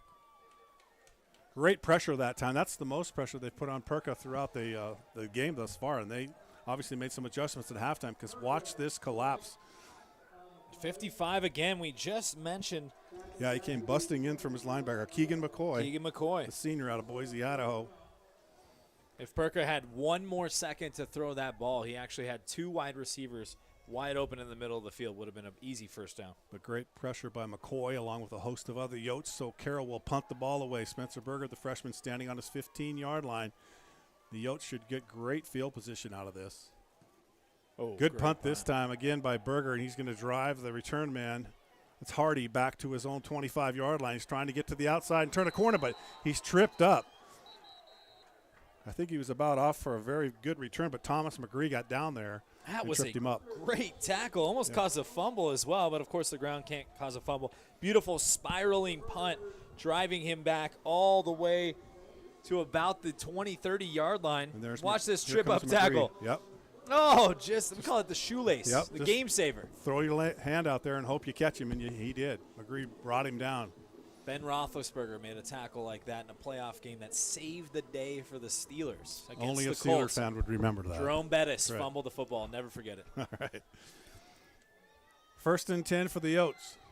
And we got a penalty flag at the false start, and I think it's on the I believe it's the receiver. The wide receiver, Number 22, Schofield. You did say he is everywhere, so He you is. know it's only fitting that he does He's get a carried the ball. penalty as well. We saw him throw a big block on a run earlier, right? He takes the direct snap for him. His family will definitely know that he played today, as you can barely see his number. There's so much mud all over his jersey. So Hibbs, the 6'4 junior out of Boise, Idaho, faces a 1st and 15 to start the second half, and this time it's Gilbert trying to get loose on the right side. Is that Gilbert or Alexander? Let's I can't see. tell. 20, I believe. If it's 20, it is Alexander. Alexander on the carry on the right side. They've been using both Gilbert and Alexander, both outstanding running backs. Garrett Kokab coming in there, staying home in his gap, making that tackle. Just a short gain there. We'll see if they can do some more of that pulling of the guards, pulling of the tackles, and get those holes open like they did in the first half. Double tight ends this time for Hibbs and the Yotes. He'll send a man in motion across the formation. Looked like he turned up a little early. There's a pass and almost picked off. That's another opportunity for that Carroll defense. Number 0 right there with the coverage. That is Nene Soto, redshirt senior. Watch him on the replay here. Great job, replay guys. Yeah, he actually got beat on the wheel route. The quarterback pump faked the wheel route, underthrew his receiver. If he throws that ball about 5 more yards down the field, that might be a touchdown. There's nobody back there. It was close. An opportunity lost that time. So it's 3rd and long. Hibbs this time trying to draw Carroll off sides. There's a late penalty flag. Carroll did move, but did they get into the neutral zone? We'll wait and see. The officials are going to talk it away. I didn't see any movement on the Yote offensive front. Neutral zone infraction. Kokab, I think 99 also moved on there. That's Michael Mafu. The officials are talking it over. Are they going to assess this penalty, or are they picking up their flag? Here we go. Here's the call. Oh, wow. Oh, it's on that. Oh, they said it's false start on the offense, and I think, not 100% positive, they said number 57, Brett Gadsden.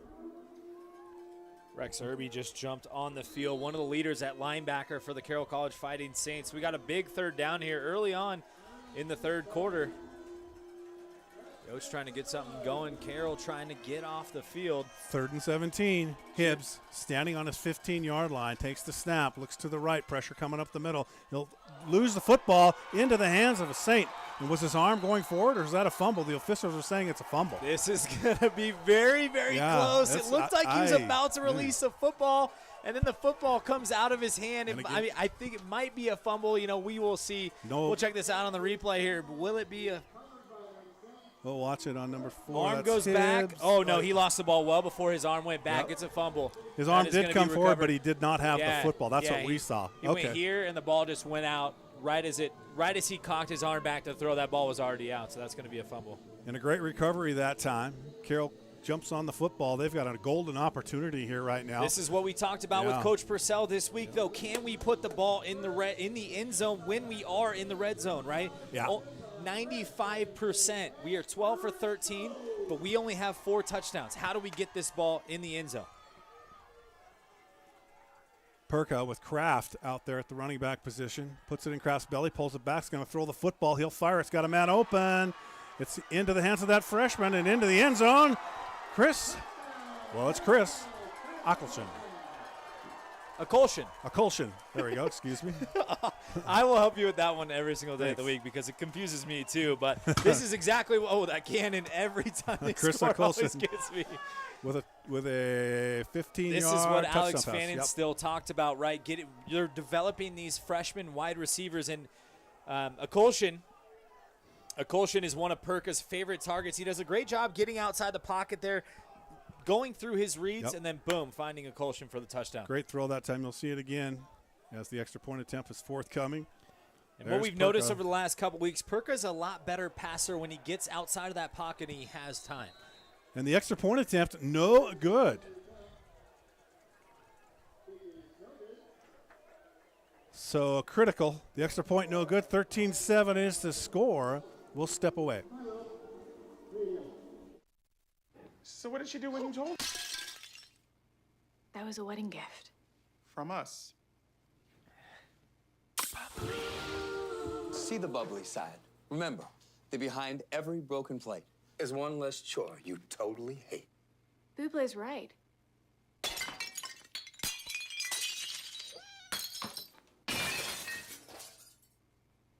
Those things really sail, don't they?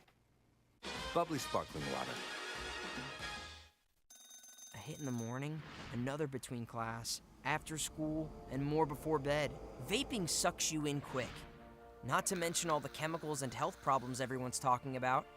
That's why thousands of teens are ready to take back their life their own way with My Life, My Quit.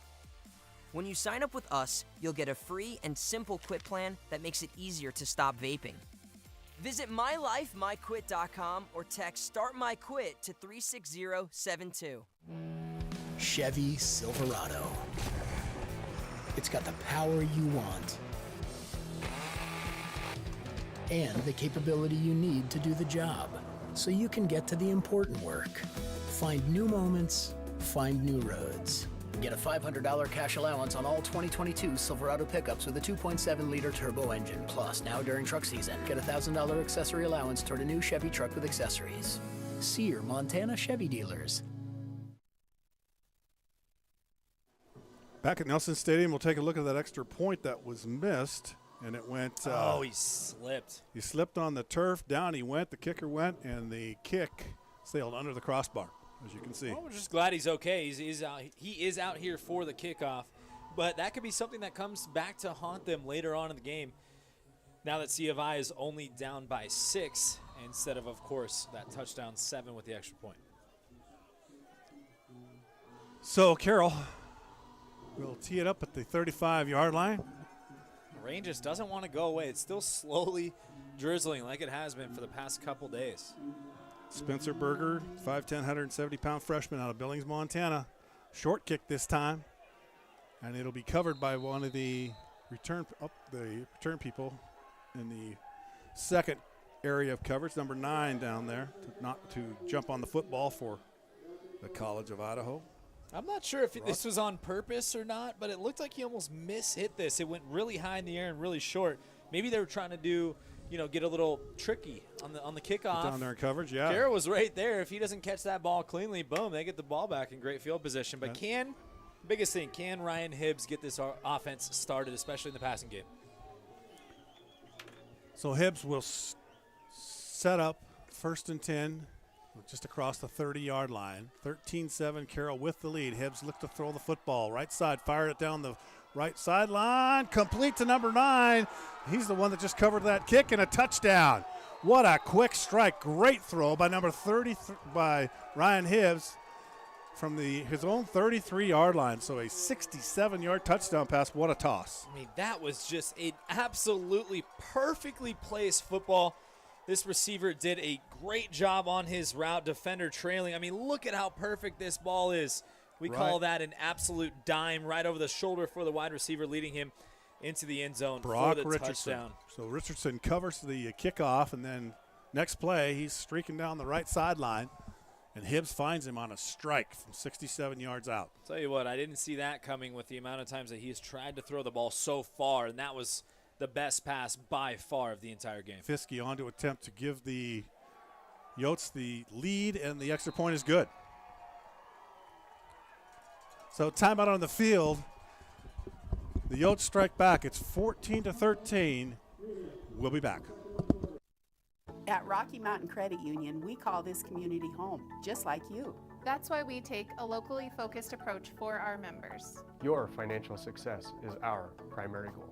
Whether you're refinancing your home, buying a car, starting a business, or just need help with a checking or savings account, we'll give you the financial tools you need to grow. At Rocky Mountain Credit Union, we're here for all life events, big and small. Stop by your local branch or visit rmcu.net to learn more. Not all tires are created equally.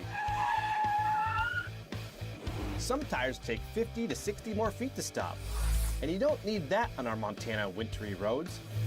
Stop by one of our 2 locations in Helena and let our knowledgeable team help you find the right tires for you, your family, and your vehicle this winter season. Point S Tire and Auto Service, keeping our roads safer one tire at a time.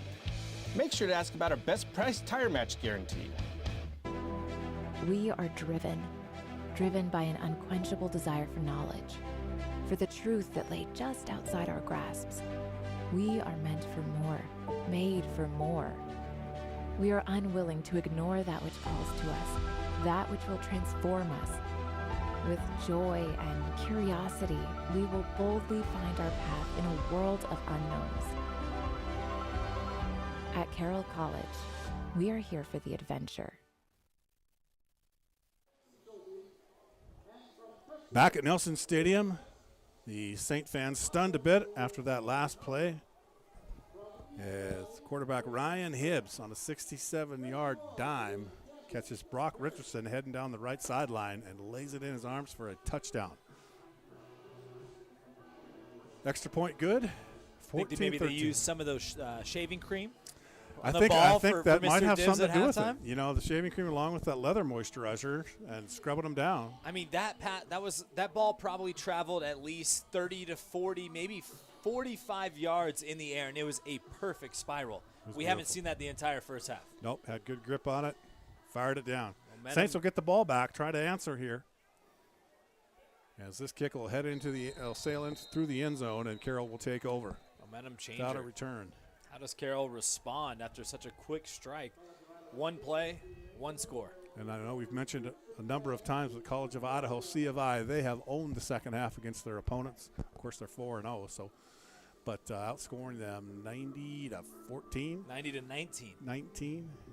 And 42-0 in the fourth quarter. Carroll has already scored. That's true. We will keep an eye on the fourth quarter, though, with that 0 mark. Harrison will split out to the left. Collins lines up tight to the left. Akulshin on the right side this time. Akulshin. There you go. It is. Perka out of the gun. He's got Kraft back there with him this time, and he'll give it to Duncan. He'll work the right side, and he has just met at the line of scrimmage. Not a lot of push by the offensive front that time. And a great job rallying to the football. Field conditions are a little tough, too, which is making it tough for them to get off the line quickly and kind of pull those tackles and those guards to open up those holes. They're just not opening up quick enough. But also give credit to that Yotes defensive line. They've been pushing back those offensive linemen all day long. 99, 55, 43 there, doing a great job along that defensive front. Second down and 10 for Carroll. Perka this time sends 2 receivers to the left-hand side.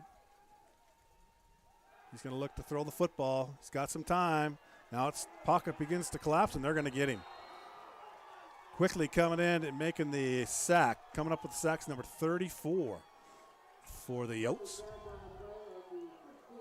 Number 34 is Hunter Eborn, a defensive lineman, a senior out of Pocatello. Perka had all the time in the world to throw. The thing is we talked about it last week. You have that time clock in your head as a quarterback, 2 seconds, 3 seconds. You know when that ball's got to come out, and he didn't step up in the pocket, didn't try to get on the outside of the pocket, and ends up taking a sack, which is a huge loss, and now you got a very long third down for the Fighting Saints. Momentum certainly in the last couple of minutes has shifted in the favor of the Yotes. Austin Carroll. Her sideline is getting pumped up. In need of a big play here. Trying to get some of that momentum back. Perka against some pressure, trying to get out of there. They're going to get him again. That's 55. We talked about him earlier. He has been everywhere. Keegan McCoy, the senior out of Boise, Idaho. 6'1", 240 pounds, but it looks like he can run a 4.2, maybe 4.3 40 with that speed and how fast he collapsed on Jack Perka. Came quickly off that left side, and Perka had no time to throw the football. Now Spencer Berger will punt the football away. And again, great field position should result here for the Yotes. Punting from his own end zone. Cannot hit this one. He's had a couple of beautiful punts here lately. Gets this one away a little low. It'll take a Saint bounce. And the Yotes will have it in Saint territory at about the 45-yard line. 14-13, the Yotes lead it. Stay where you are. This is going to be a great finish. We'll be back. I'm a design build contractor. Besides getting a permit, we make sure to call 811 before starting every job. It's difficult to tell where Northwestern Energy's natural gas pipelines are exactly. They could be right where we're digging, even if the homeowner doesn't use natural gas. And obviously, we don't want to cut off someone's power or cause an explosion. My crew is like my family. I want to keep them safe. If calling 811 can save their lives, that's an easy call to make. We've been around for a while now, 100 years in fact, and in that time, we've weathered some storms, seen some changes. And while that's no small feat, at Opportunity Bank, we don't measure success in time.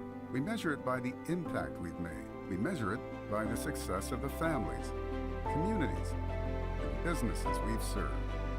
After all, to us, there's no better investment than the people of Montana. We're celebrating our 100th year in business, and we're calling it the Big 100. It's a celebration of this community, the good people who live here, and the businesses we've helped build across 100 years. We've been serving Montanans to the very best of our ability for the past century. And this year, we plan to tell 100 stories, share 100 lessons, and give 100 gifts. Here's to the next 100 years.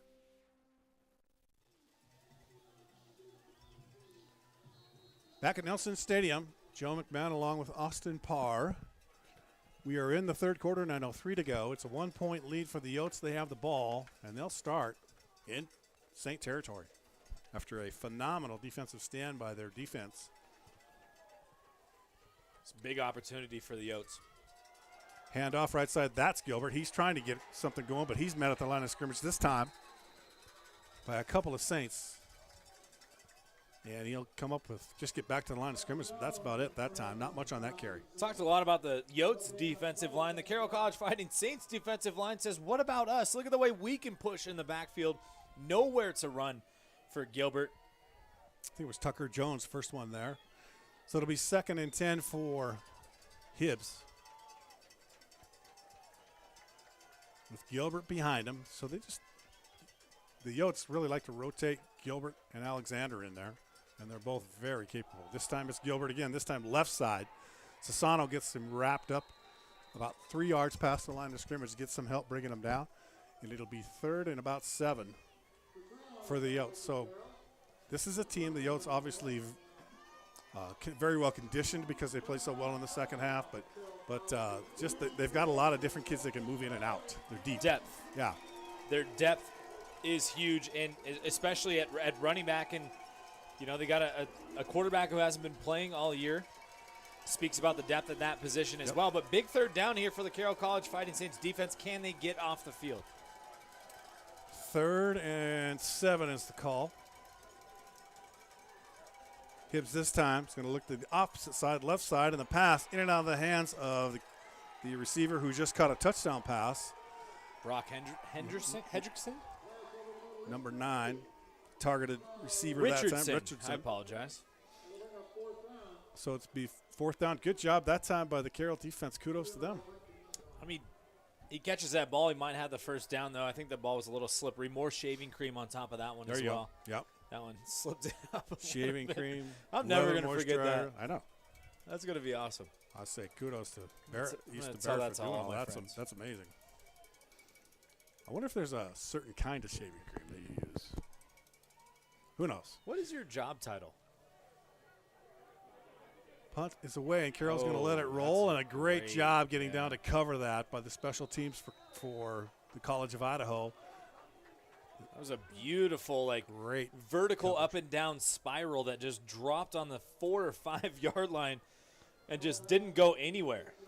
Let's see what Alex Fanasteel, the offensive coordinator for Carroll, has in mind to try to get some offense going, because the first possession here of the second half didn't go well. This is going to be really tough for them, too, starting on about the 5.5-yard line. Got to be very careful here. I mean, 2 sacks last possession for that Yotes defensive line. What is this offense going to do to make adjustments? Are they going to get Perka on the outside? Are they going to continue to try to run the ball? We're going to find out right now. So Perka, with Tuggle on his right hip this time, will give the ball to Baxter, and he'll weave his way through across the 10-yard line. Picks up a pretty good run, picks up almost 5 yards on that carry. It's more yards than they gained all the last possession. Yes. Big time first down run for Baxter. Tuggle just takes his blockers, keeps his legs going once he takes that first initial hit of contact. Yeah, just like you said, picks up a solid 5 yards. That's really all you can ask for when you're backed up deep in your own territory. Number 47, Willie Nelson, in on that tackle for the Yotes. Hey, Willie. Yeah, 2nd and 6 for the Saints. From Nelson Stadium on the campus of Carroll College, it's Frontier Conference football. This time, not a lot of running room for Tuggle. He'll get across the 10-yard line, maybe back to the line of scrimmage, but that's about it. Nowhere to go there. Perka, this is obviously a designed run, but eventually they're going to have to see that Perka can pull that ball and roll around to the outside and find maybe a crossing route wide receiver over the middle of the field. Big third down for Carroll. They need to convert here, get some momentum going, keep their defense on the sidelines, keep the ball out of the hands of the Yotes offensively. Tony Collins in the second half so far. A Colshin bottoming your screen. Watch for him to get open. Perka's looking to throw. Some pressure. Pass is almost picked off. Through the hands of a receiver for Carroll College, and number 14 just about had a pick, and that is Jacob. These coaches over here are going absolutely crazy because that's such a big momentum-changing play. Yep. All he had to do, the ball was right in his there. hands, and he knows it. He's going to want that opportunity back. But here's the thing. That's why he plays defense and not offense. That's right. 6 points in front of him, but he just couldn't pull it in. So Carroll's going to punt the football away again. 3 and out for the second time to start the second half here. As that College of Idaho defense is strong. Punts away, end-over-end kick this time. Fair catch caught and made at the 43-yard line by Hardy, number 3.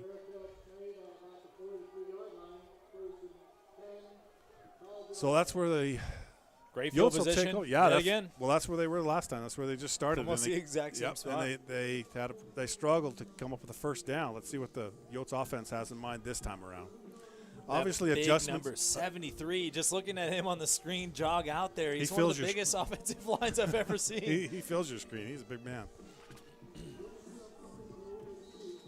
There's some big boys on the Carroll Sure. defensive line, but you can't get much bigger than 6'8", 315 pounds as an offensive lineman. Hibbs this time puts the ball in the belly of Alexander, and he'll work his way ahead. Pretty good gain of about 6 yards. Just right up the gut Yep. here. Offensive lineman getting the push. Trying that right guard. 4 or 5 yards. It's over that 3.5 mark, which is what you want as an offensive coordinator on first down. Tucker Zanto makes stop for the Saints. 2nd and 5, 2nd and a short 5. This feels like a big possession here. Early on in the third. Hibbs with everybody in tight, expecting some pressure. There's the snap. He's going to leave it with Alexander. His offensive line just puts it in road gear and pushes ahead. They get up near the first down yard sticks, but I don't think he quite got there. Should be a short third down for the Yotes. Alexander, just a workhorse today, just going right in the middle of his blockers and picking up as many yards as he can. Garrett Kokab in there, Yep. Rex Irby in there. Number 27 on the defense. Caden Gardner was in there as well. This is a huge third down for the Third Yotes. and short. It's Alexander one more time, and it looks like he'll get it this time. Good push that time by the offensive front, that right side.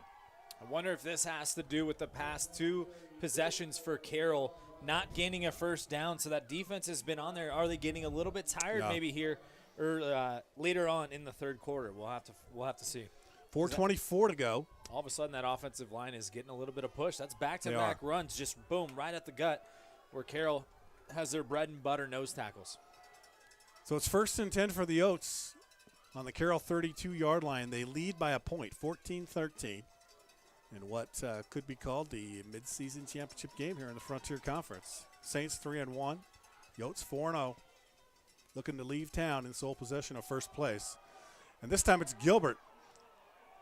He gets through and across the 25-yard line to about the 23-yard line, a gain of about 8. They're getting good push right now on this series. Rinse and repeat. I mean, what are you going to do? You going to stop it? No, we're going to keep running the same exact play, just inside power run. Let those big boys on the offensive line create the holes, and Gilbert gains about 8 yards. Tucker Jones with the tackle for Carroll, but not before 7-8-yard gain by Hunter Gilbert. It's a long time of possession for this drive. So Ryan Hibbs, the junior out of Boise, Idaho, with his team in striking distance. They lead by 1. And this time on the left side, it's Alexander, tackled by number 98 for Carroll. That's Jake Walk, but he's close to that first down. What he needed for the first down? 99. Or 99, check that up. Michael Mafu. Yep, check that. Got off his block on the opposite side of where the run was coming from on the right side and did a great job of tackling him short. Another big 3rd down here. 3rd and short for the Yotes. Controlling the time of possession here in the 3rd quarter.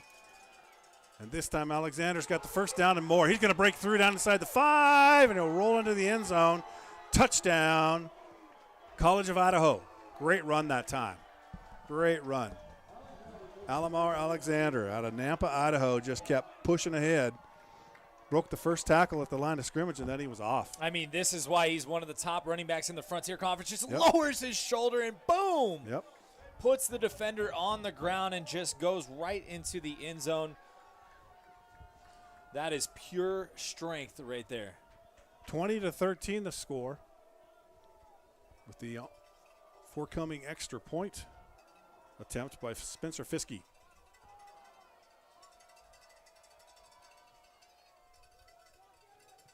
It's on its way, and it is good. Timeout on the field with 2:33 to go in the 3rd quarter.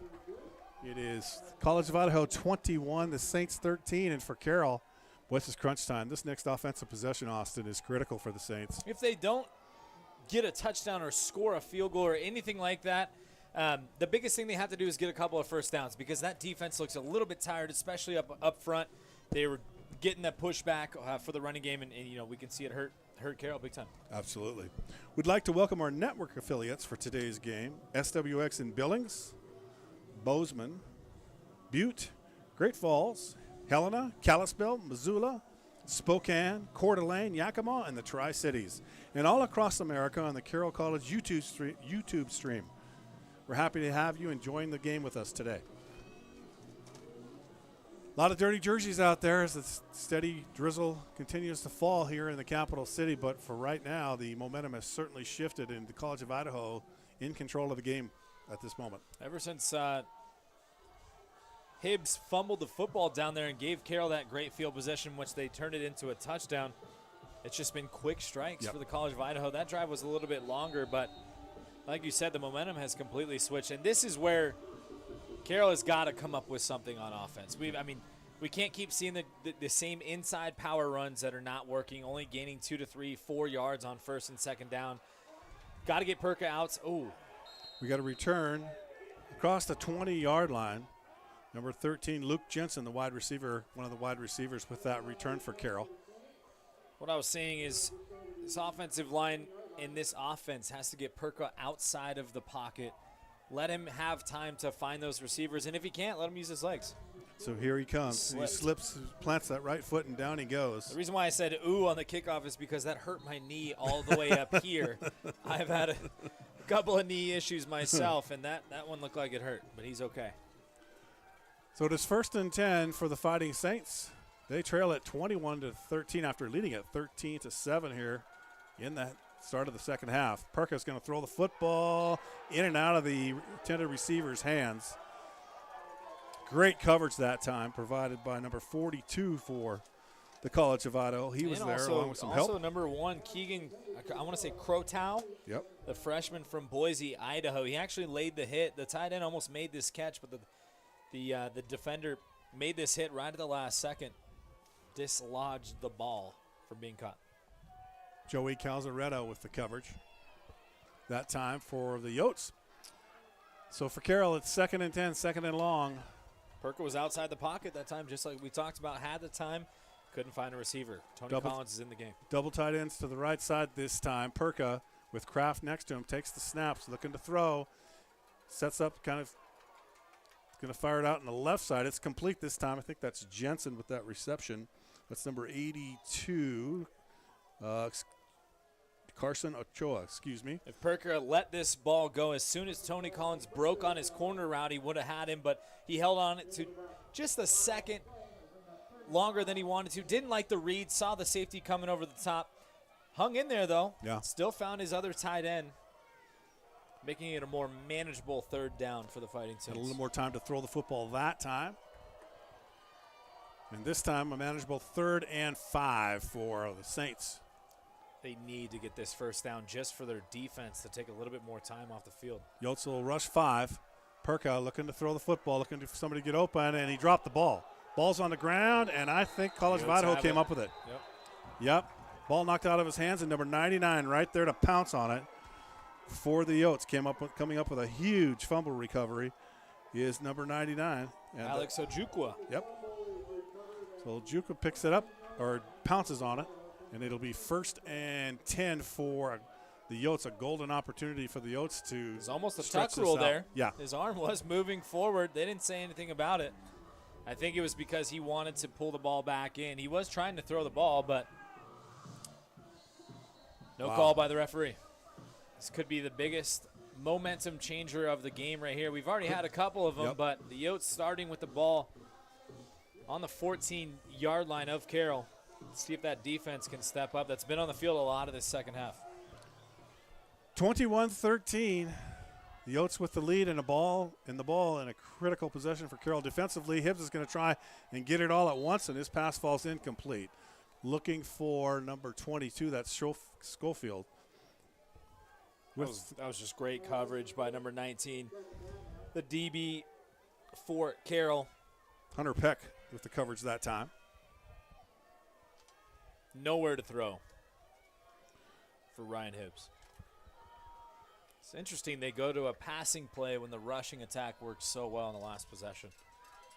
Well, we see that balance coming in, almost the exact same amount of yards gained passing and rushing per game. And this time Gilbert trying to get it free in the middle, but he was grabbed just as he got to the line of scrimmage and brought to the ground. His momentum slowed quickly.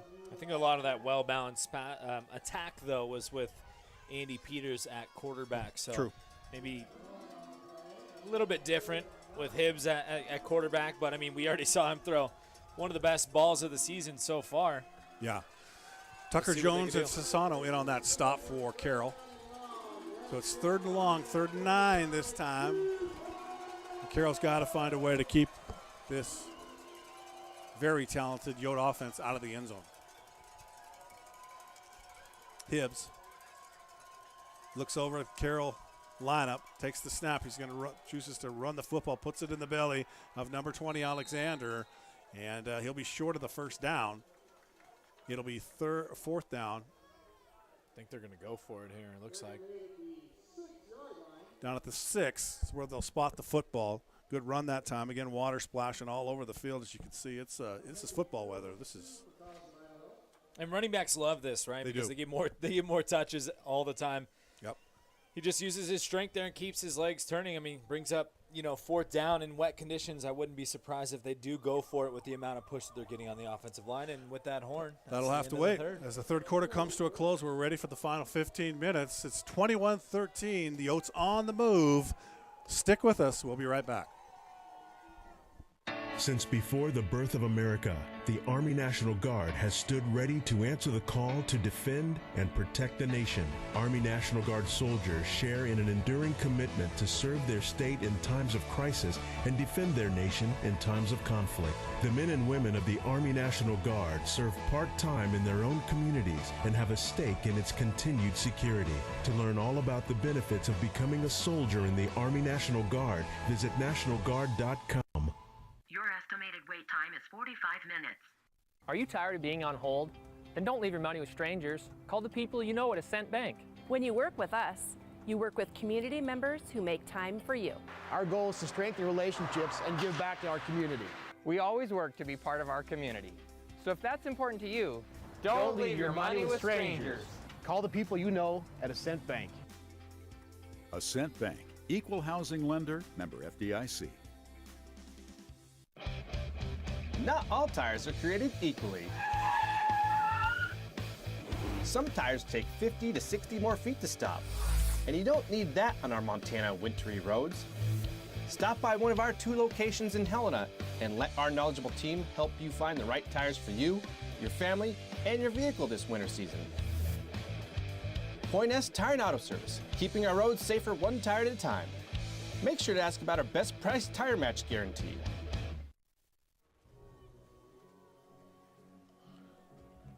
Welcome back to Nelson Stadium for the final 15 minutes. It has been a battle, but right now the College of Idaho with the momentum in their favor, and they face a 4th down here. They lead 21-13.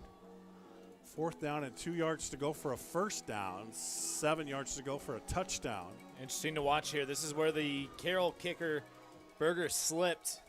Can the Yotes convert? So Fiskey's going to attempt a field goal. Was the decision, and it'll be a 24-yard attempt.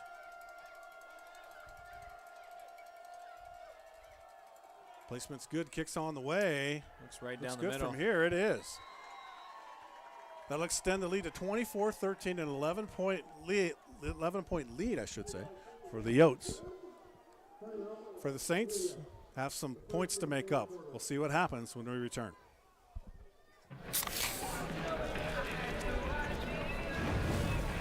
Dude, fire. Grill master, huh? Burgers, better with Pepsi. We are driven by an unquenchable desire for knowledge, for the truth that lay just outside our grasps. We are meant for more, made for more. We are unwilling to ignore that which calls to us, that which will transform us. With joy and curiosity, we will boldly find our path in a world of unknowns. At Carroll College, we are here for the adventure. Chevy Silverado. It's got the power you want and the capability you need to do the job, so you can get to the important work. Find new moments, find new roads. Get a $500 cash allowance on all 2022 Silverado pickups with a 2.7-liter turbo engine. Plus, now during truck season, get a $1,000 accessory allowance toward a new Chevy truck with accessories. See your Montana Chevy dealers. So many flavors of dew. I am thirsty. I must get the dew. Cut! He's hypnotized again! Do the dew. Welcome back to Nelson Stadium for the final 14:56 of this contest. The Yotes from the College of Idaho just tacked on 3 more points on a field goal, and it makes it 24-13. And the fourth quarter is a quarter they've owned this year. 42-0 advantage College of Idaho in the fourth quarter. No team has scored on them yet, and yeah, that's why you're 4-0. That's right. You're ranked number 11 in the conference. The kickoff just dribbles out of bounds. So smart play by Harrison there, letting that ball go out of bounds. Giving Carroll some good field position to start, which is what they need. They need something to jumpstart this offense. What do you think? They do. They need to find a way. They have always leaned on their running game, and right now there's not a lot of yards to be gained up front. That defensive front for the College of Idaho, outstanding, and they're proving it today. So if that's something that you rely on, right? So Yeah. you've got to switch up something. You can't just, especially with 14-49 and you're down at least two scores, touchdown and a field goal, 2-point conversion. You got to do something to switch it up because the running game's not going to work, and you're not trying to bleed out the clock here. I mean, you've got to rely on your sophomore quarterback. Give him a chance to bring you back in the game. I think you ride or die by Jack Perka. Baxter Tuggle out there to start this position at running back. We've seen Burgess, Tuggle, and Kraft all used, which is pretty normal for Carroll College. But Perka will start 1st and 10 from his own 35-yard line. 4-man rush for the Yotes, and they get to him. Great job, and it's that guy again, number 55. He is all over the field. He is as good as advertised. We heard a lot about him coming in here, and that's Keegan McCoy coming into this game. We heard a lot about him, and he's living up to that. Perka's got some quick options. This offensive line is not giving him time at all. He's shedding just one single block. I think as an offensive line, I'm looking and saying, look, 55's there. We're going to double-team him, make somebody else beat me, and let Perka get to the outside. But Perka's also got to realize, look, if you got a quick check down, he had his running back in the backfield, gain 2 or 3 yards is better than a 7-yard loss for a sack. Yep, good point. So it is 2nd down, 2nd and 19 for Carroll. This time they're going to run the football, and I think they're going to Rickman on the right side, and there's nothing there. I think that was Rickman, number 48, with the carry. He's got a couple of carries today. We'll watch it on the replay. Yep. So Rickman trying to get to the outside, and they just met him there. Oh, number 40. Excuse me, I'll stand corrected. It was number 40. They're just trying to use anyone and everyone to get something going for the offense. So it'll be 3rd down and 21. Very long. Yeah. Very long. It looks long from up here. 3rd and Idaho.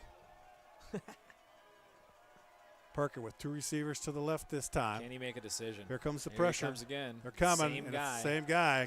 Got him again. McCoy. Yep. What a great stand that time defensively. What an outstanding set of downs for the defense for the College of Idaho. They're still just letting him go one-on-one with these offensive linemen. He's beating him no problem every single time. Somebody's got to realize that we've got to double-team 55, find 55, and figure it out, or else Carroll's going to have a tough time coming back in this one.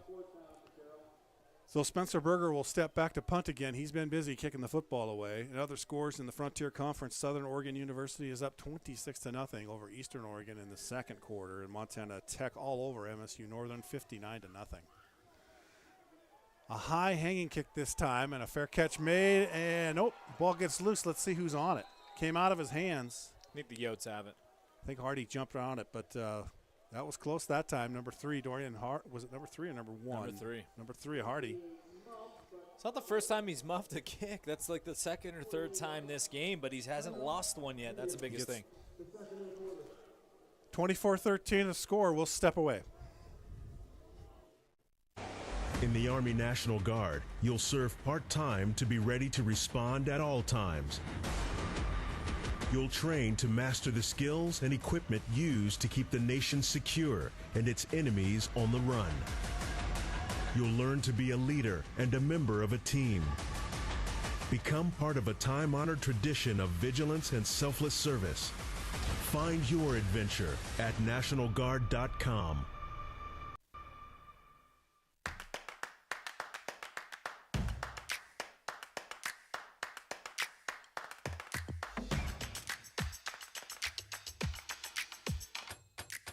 Those moments where banking is the last thing on your mind? Yeah, those are our favorite moments too. Bring on the day. First Interstate, built for you. Get an edge in buying your home by getting pre-qualified for your mortgage today.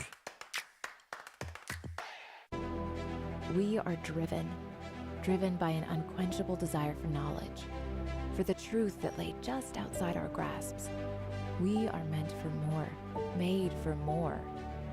We are unwilling to ignore that which calls to us, that which will transform us. With joy and curiosity, we will boldly find our path in a world of unknowns. At Carroll College, we are here for the adventure.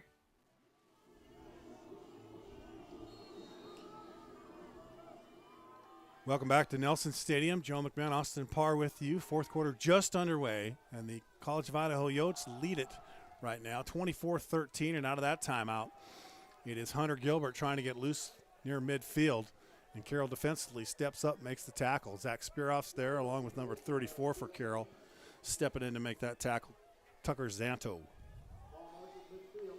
So ball at midfield. Yotes right at the line of scrimmage, ready to go. Ryan Hibbs stepping in today for Andy Peters has done a great job leading this offense.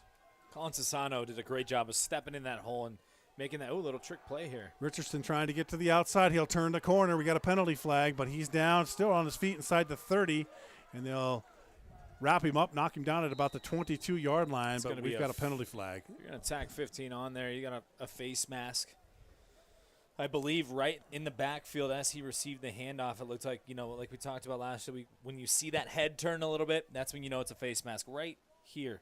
Yep, grab the face mask, number 3. So that'll be Carroll. That's Jacob right. Rash. So that will be, as Austin said, tacked on to the end of the run.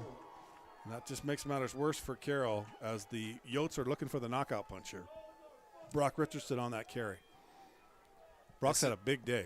Big day. I mean, we're looking at the stats here, and the Yotes only have 80 total yards passing. 65 of that came on one play. They haven't been to do anything through the air. The other stat that kind of jumps out is 10 net yards rushing for Carroll. That's due to all those sacks, against Perka. So it is 1st and 10 for the Yotes from the 11-yard line. And Gilbert's trying to pop it out to the outside, and Spiroff will ride him out right at the sticks. So little or no gain. Good job that time on closing and supporting the run by Spiroff. If Carroll wants any chance at coming back into this game, it's got to hold them to a field goal. You cannot let them get in the end zone here. That deficit might be too much to overcome. So this is a big possession for the Carroll defense, possibly the biggest one of the game with only 11:29 to go in the fourth quarter. 2nd down for the Yotes as they huddle up this time. Jacob Wrench also in on that tackle for Carroll, helping Spiroff out. The Yotes are averaging 4.3 yards per rush. Wildcat formation again. Yep. Schofield out of the Wildcat. He'll take the direct snap. Right side. He scored on this play before, and he scored on this one. Great run. He just kept his legs turning and carried a Carroll defender into the end zone. And that's why they run this formation.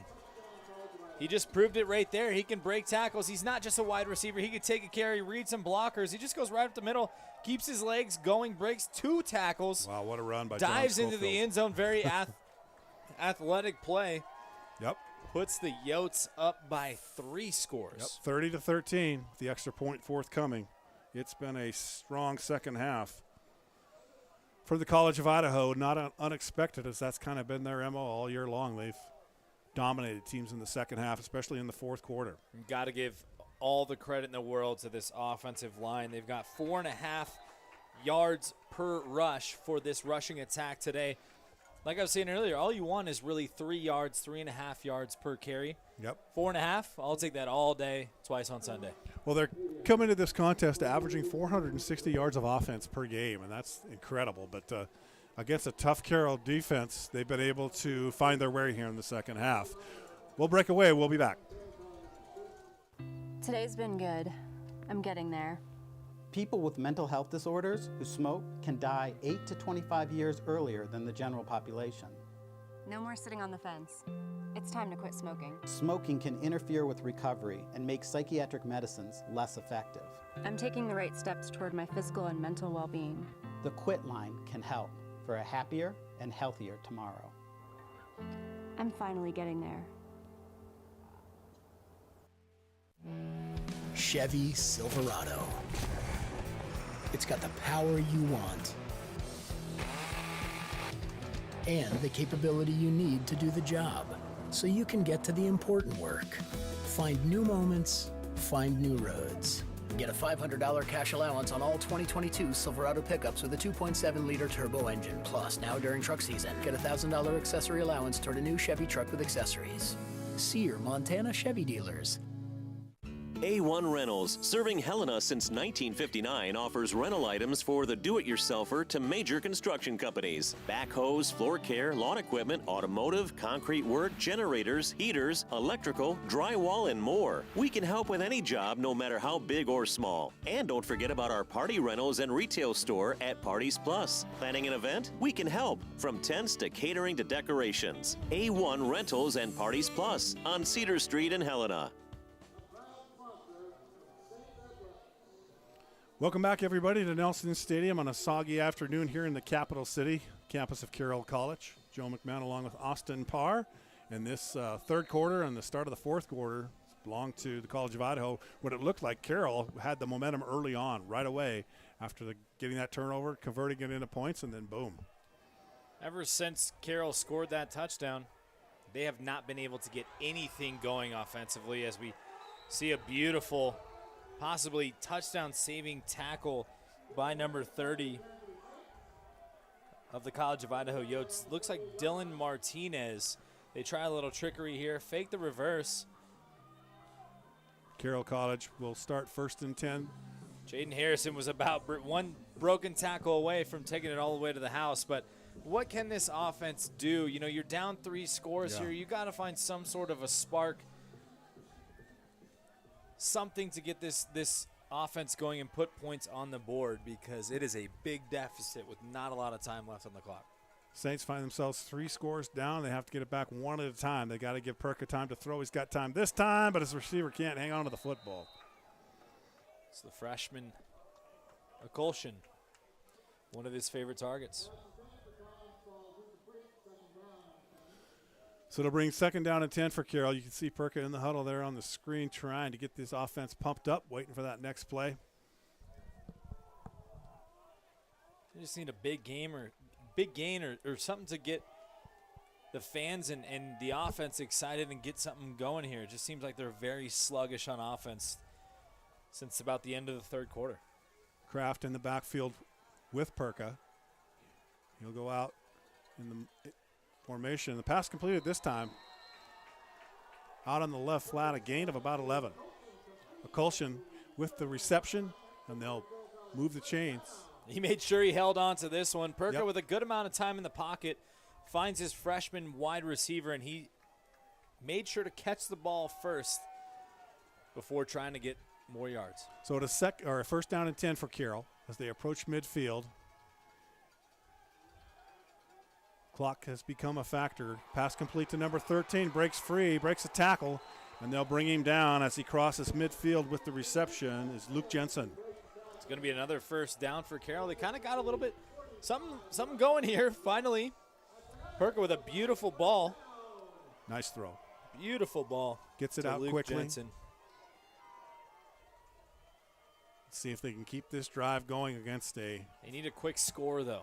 Against a Yote defense that doesn't give up many second-half points and no fourth-quarter points this year. Perka will fire the ball complete. Akolshin with the reception, and they're hurrying, but we've got I was going to say we've got a lineman down, but it looks like he's going to get up, number 77. He's limping a little bit. Connor Quick.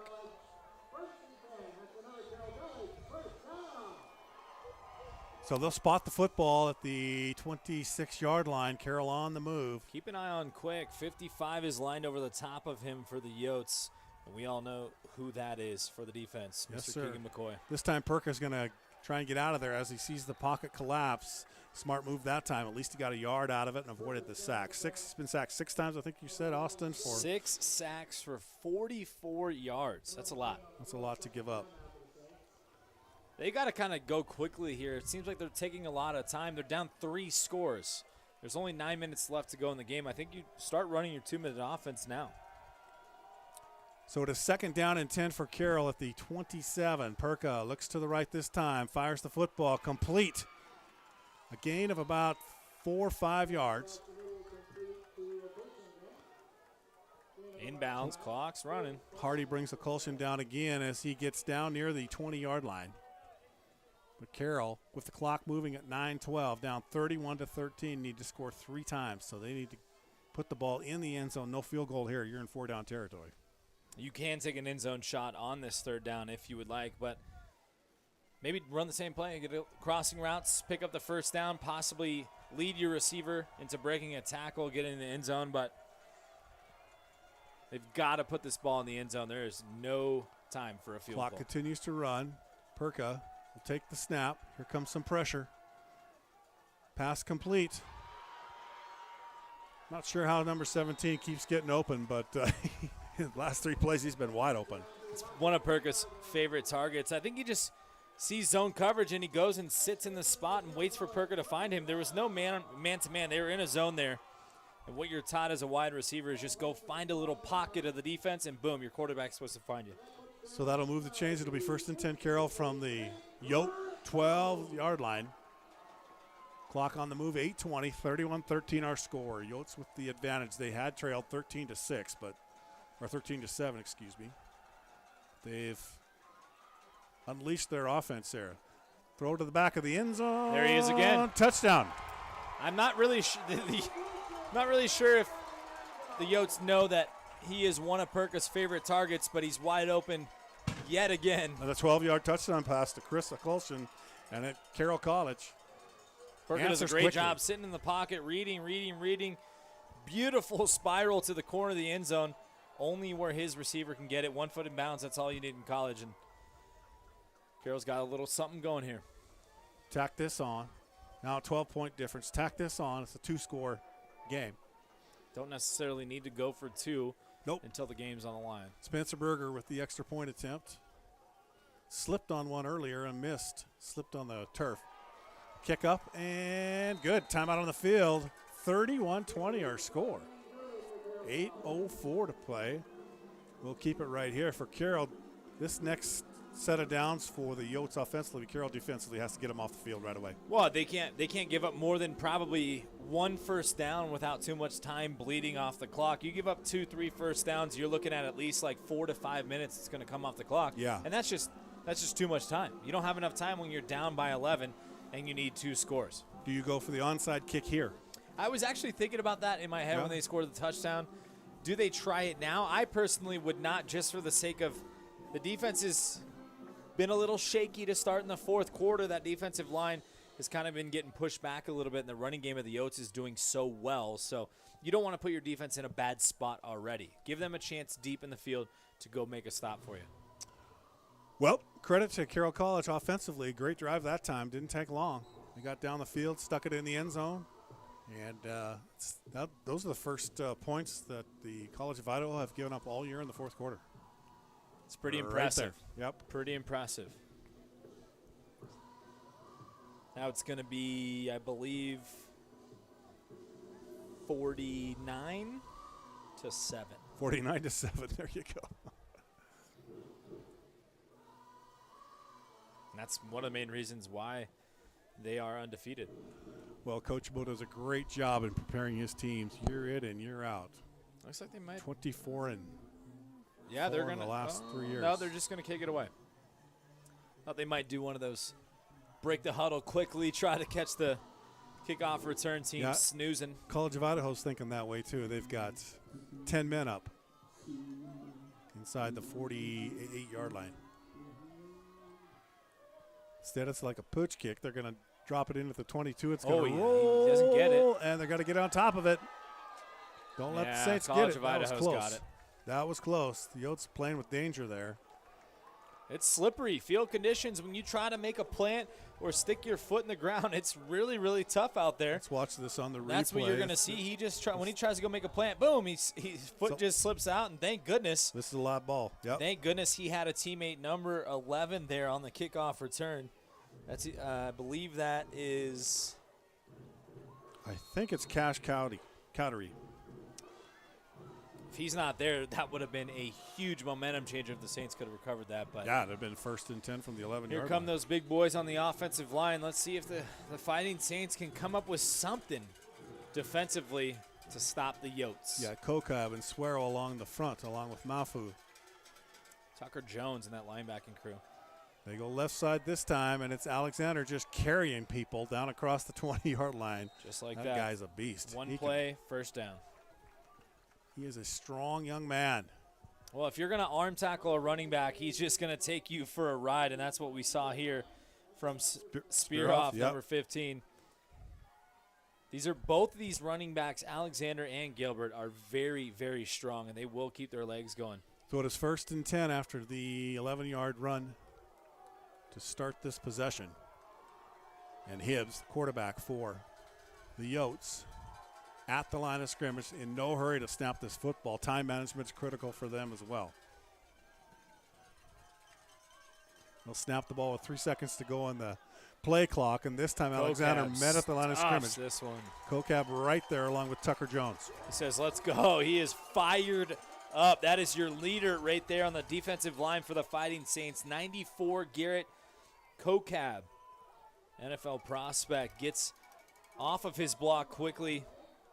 Says, I'm not a cornerback. I don't arm tackle. Don't try to take me for a ride. I will stuff you all day long.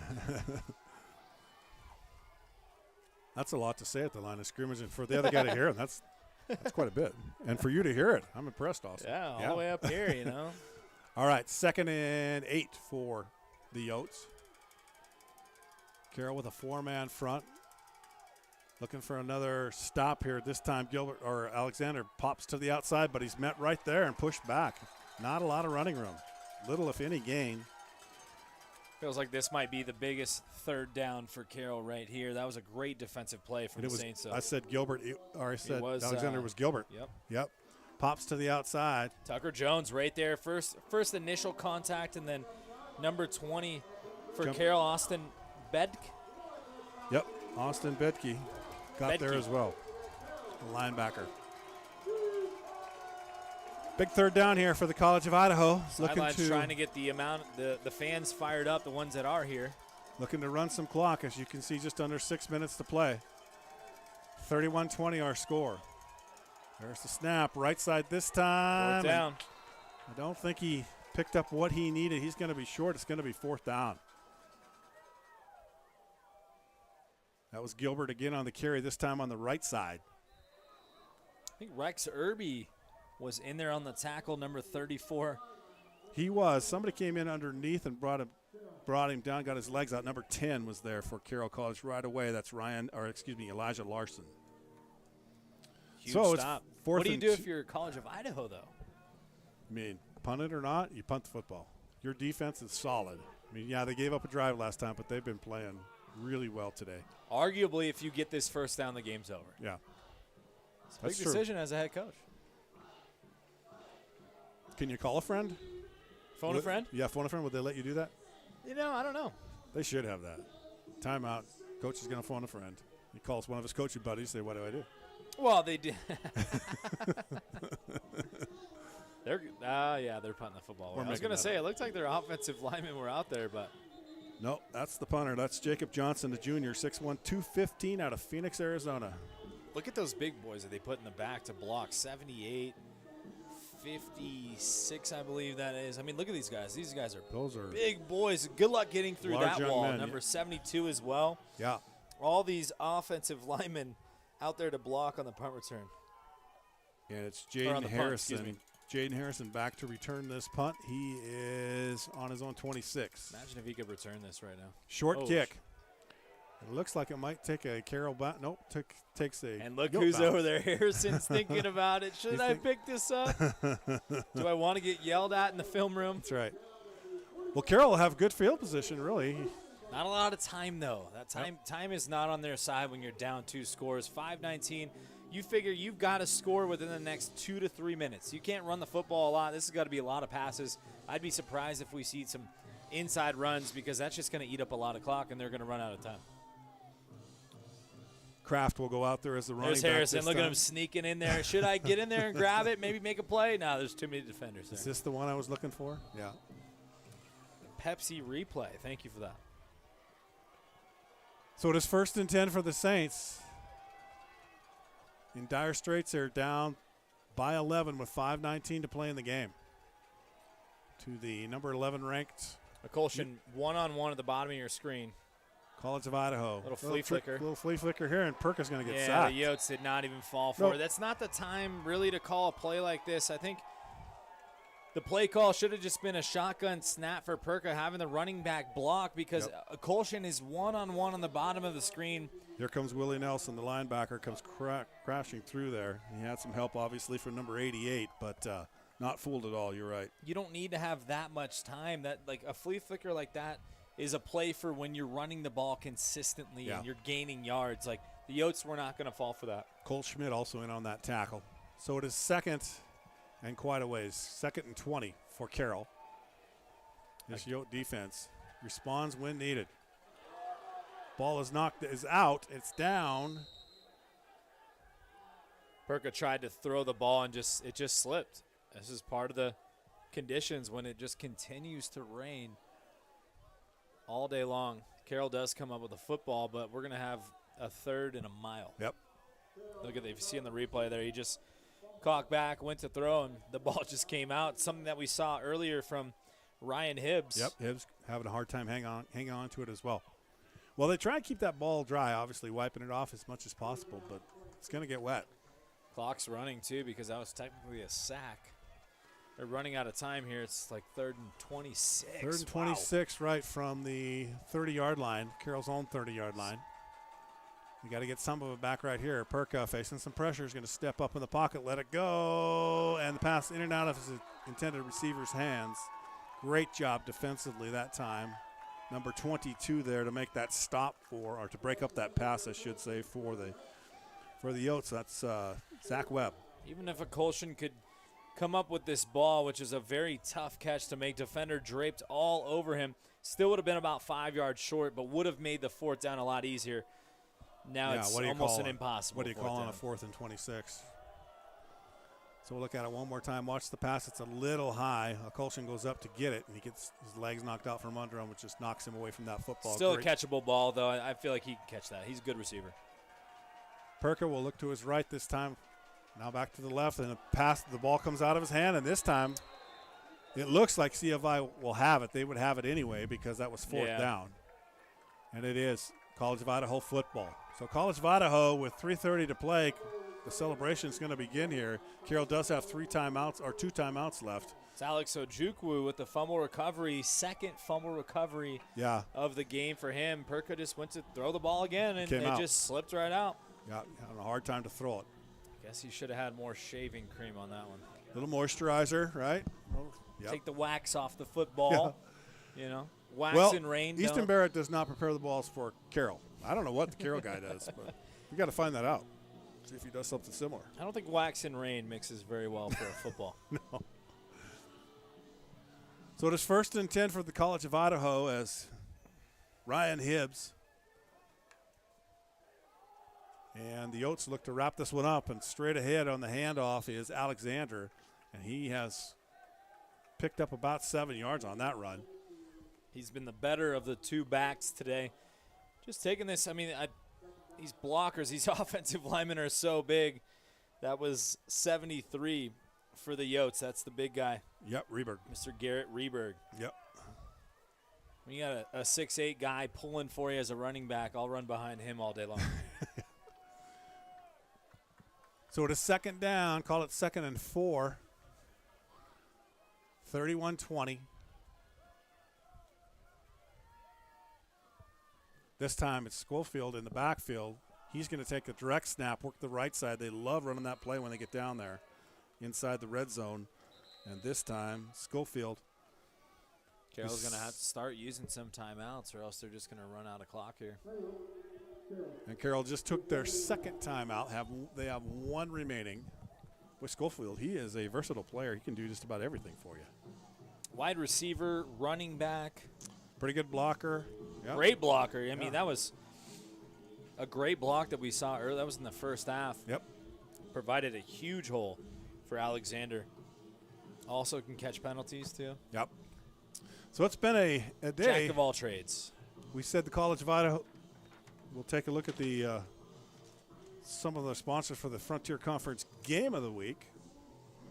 And they're sponsored by the Montana Chevy Dealers and brought to you by Opportunity Bank, Northwestern Energy, Montana Tobacco Quit Line at 1-800-QUIT-NOW, and Pepsi. Joe McMahon and Austin Parr with you.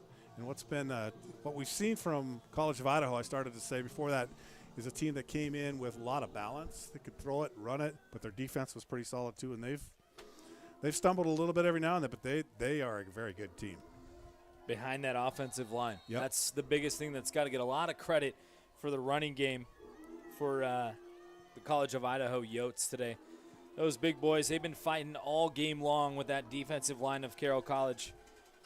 And then that defensive front for them as well has really done a great job of turning it, getting some sacks in the third quarter. This time they'll hand it off left side. It's Alexander, and he gets the first down. It'll be first and goal inside the 5-yard line. Nice run that time. It's pretty much going to run out the rest of the clock. 2:25 to go. They can pretty much take it all the way down to about the 45-second mark, 30-second mark. So it's first and goal from the 3-4 yard line. College of Idaho has had a hard time coming in here and playing well. Today they've turned that corner. They struggled in the first half. You know, field conditions, grass. Right. A lot of things they found can a way. lead to that, they made their adjustments at halftime. I think you got to give a lot of credit to the coaching staff as well. Good point. And they scored a lot of points in the second half. Hibbs under center this time, turns, gives it to Alexander straight ahead. He's not going to get there. Sassano made the initial contact. He'll get some help, and it'll bring up a second and goal. We're down to 1:43, clock on the move. Carroll with one timeout left. It's got to be so tough as a defense. You stuff a run from Alexander like this, and then boom, he runs off the field, and in comes Hunter Gilbert, the leader of the Frontier Conference. All rested up, right, ready to go. Ready to go, fresh legs. That speaks to the depth that you were talking about earlier with this rushing attack for the Yotes. Yep. Well, kudos to the coaching staff for the College of Idaho and getting their team ready to come in here and play a full 60 minutes of football, and they've done that. And for Carroll, they just ran into a buzzsaw. This is a very talented football team. Handoff this time. Hunter Gilbert. Gilbert into the pile, and it'll be third down.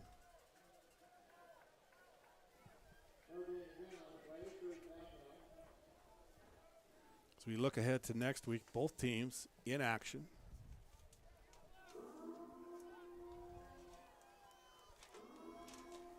So it's third and goal from, call it the 3. Carroll's going to be on the road at Montana. MSU Northern? In Havard. Yeah. Excuse me. Northern MSU Montana. Northern. Yep. I just blanked right there. Yes, of course they're in Montana.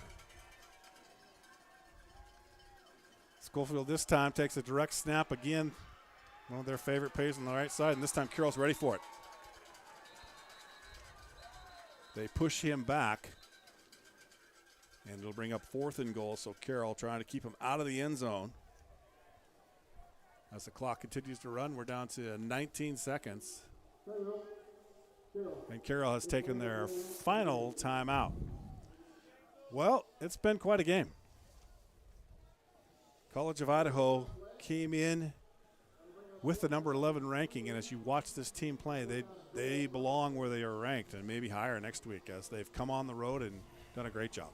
A lot of people behind the scenes have kind of been whispering about how maybe they've had a easier schedule to start the year in the Frontier Conference, but this is proving everything right here, coming to a place where they don't play very well on the grass at Nelson Stadium in the Frontier Conference. Carroll College, very great, solid team, just got into the top 25 of the NAIA, and the Yotes proved that they belong at number 11. The Frontier Conference would like to thank the following corporate sponsors for their continued support of our conference: Cooper Tire, Tire-Rama, D.A. Davidson, Irk Hotels, McDonald's, Northwestern Energy, Pepsi, and U.S. Bank. So it's fourth and goal. Do you really go after it here with 19 seconds to go, and the ending has already been decided a little while ago, so do you try and score? Well, they got that wide receiver in the Wildcat again. Schofield is there with Alexander on his right hip. He'll take the snap, try to throw it over the top. They try to get a little trick play with that. And that pass falls incomplete, so Carroll will take over with just 14 seconds left, 31-20. The jump pass.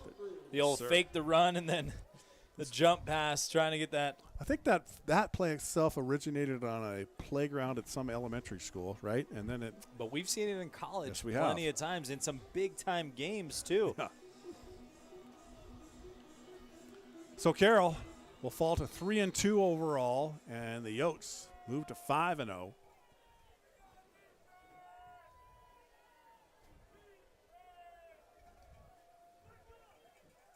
as Perka takes what might be the final snap of the football game, throws the pass, completes. Well, we're down to 7 seconds here. The ball's caught by Kraft.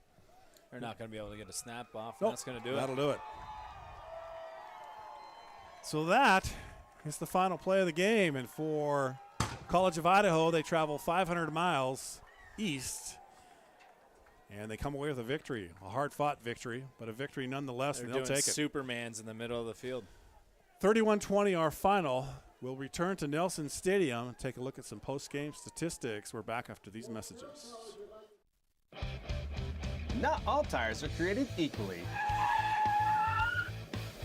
Some tires take 50 to 60 more feet to stop, and you don't need that on our Montana wintry roads. Stop by one of our 2 locations in Helena and let our knowledgeable team help you find the right tires for you, your family, and your vehicle this winter season. Point S Tire and Auto Service, keeping our roads safer one tire at a time. Make sure to ask about our best price tire match guarantee. Montana. We're proud to say it's where we live and where we work. We're so much more than pretty scenery. We are all hardworking, resilient, and resourceful. The vibe is different here. Stockman Bank, Montana's brand of banking.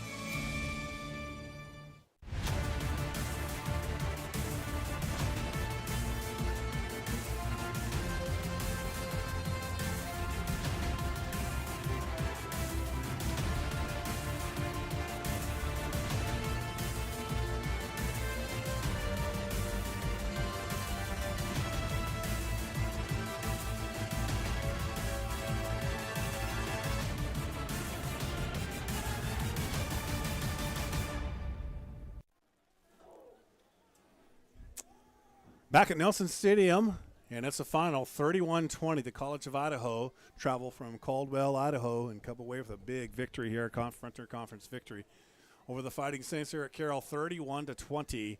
And great football game. 2 very good teams. 2 of the top teams, obviously, in the Frontier Conference.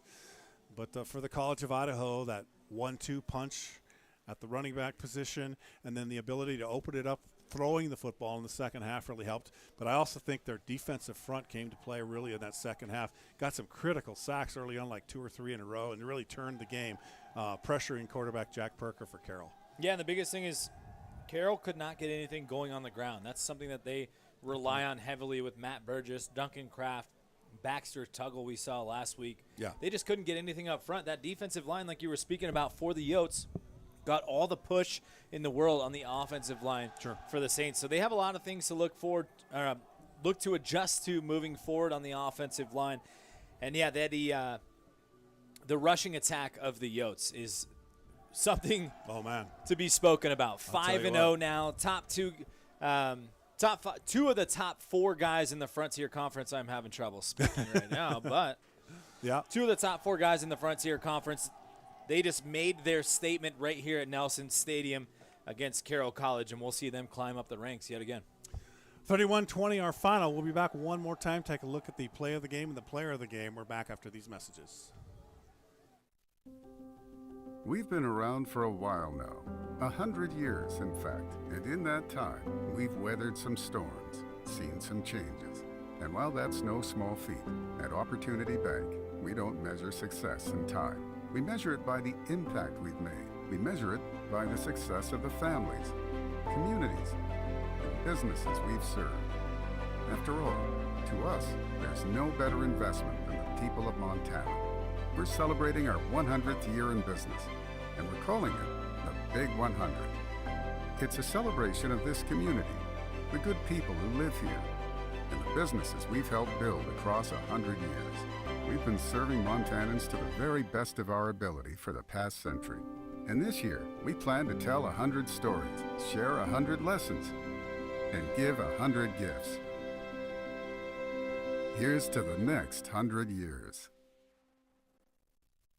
I'm a design-build contractor. Besides getting a permit, we make sure to call 811 before starting every job. It's difficult to tell where Northwestern Energy's natural gas pipelines are exactly. they could be right where we're digging, even if the homeowner doesn't use natural gas. And obviously, we don't want to cut off someone's power or cause an explosion. My crew is like my family. I want to keep them safe. If calling 811 can save their lives, that's an easy call to make.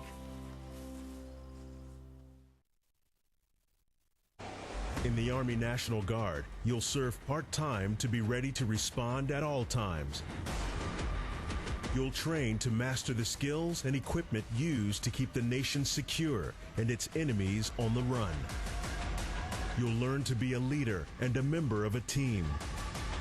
Become part of a time-honored tradition of vigilance and selfless service. Find your adventure at NationalGuard.com. Not all tires are created equally. Some tires take 50 to 60 more feet to stop, and you don't need that on our Montana wintry roads. Stop by one of our 2 locations in Helena and let our knowledgeable team help you find the right tires for you, your family, and your vehicle this winter season. Point S Tire and Auto Service, keeping our roads safer one tire at a time. Make sure to ask about our best price tire match guarantee.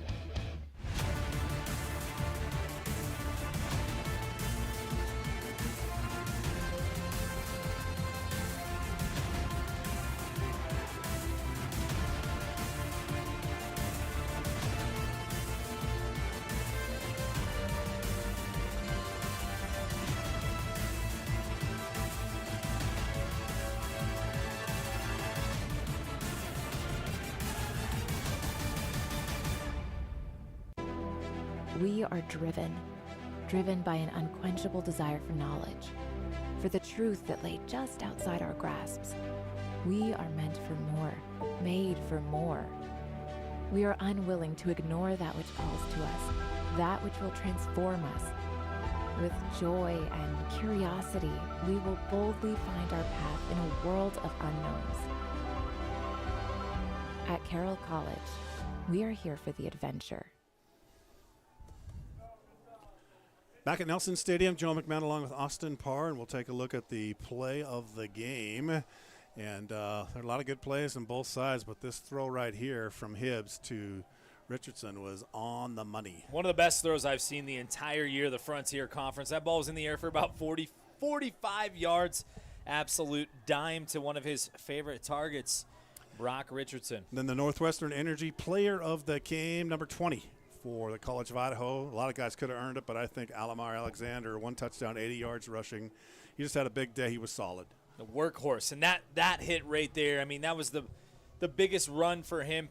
Drives his shoulder right into that defender, puts him into the ground. 5.3 yards per carry. That's a massive average. You got to give some credit to the offensive line, but Alexander is an absolute beast. And so is Hunter Gilbert, but Alexander, our player of the game. So the final 31-20, Austin, has been fun. Been a great game to call for Carroll College. They're on to MSU Northern next week, and the Yotes leave here at 5-0 on top of the Frontier Conference, and deservedly so. But it's been fun.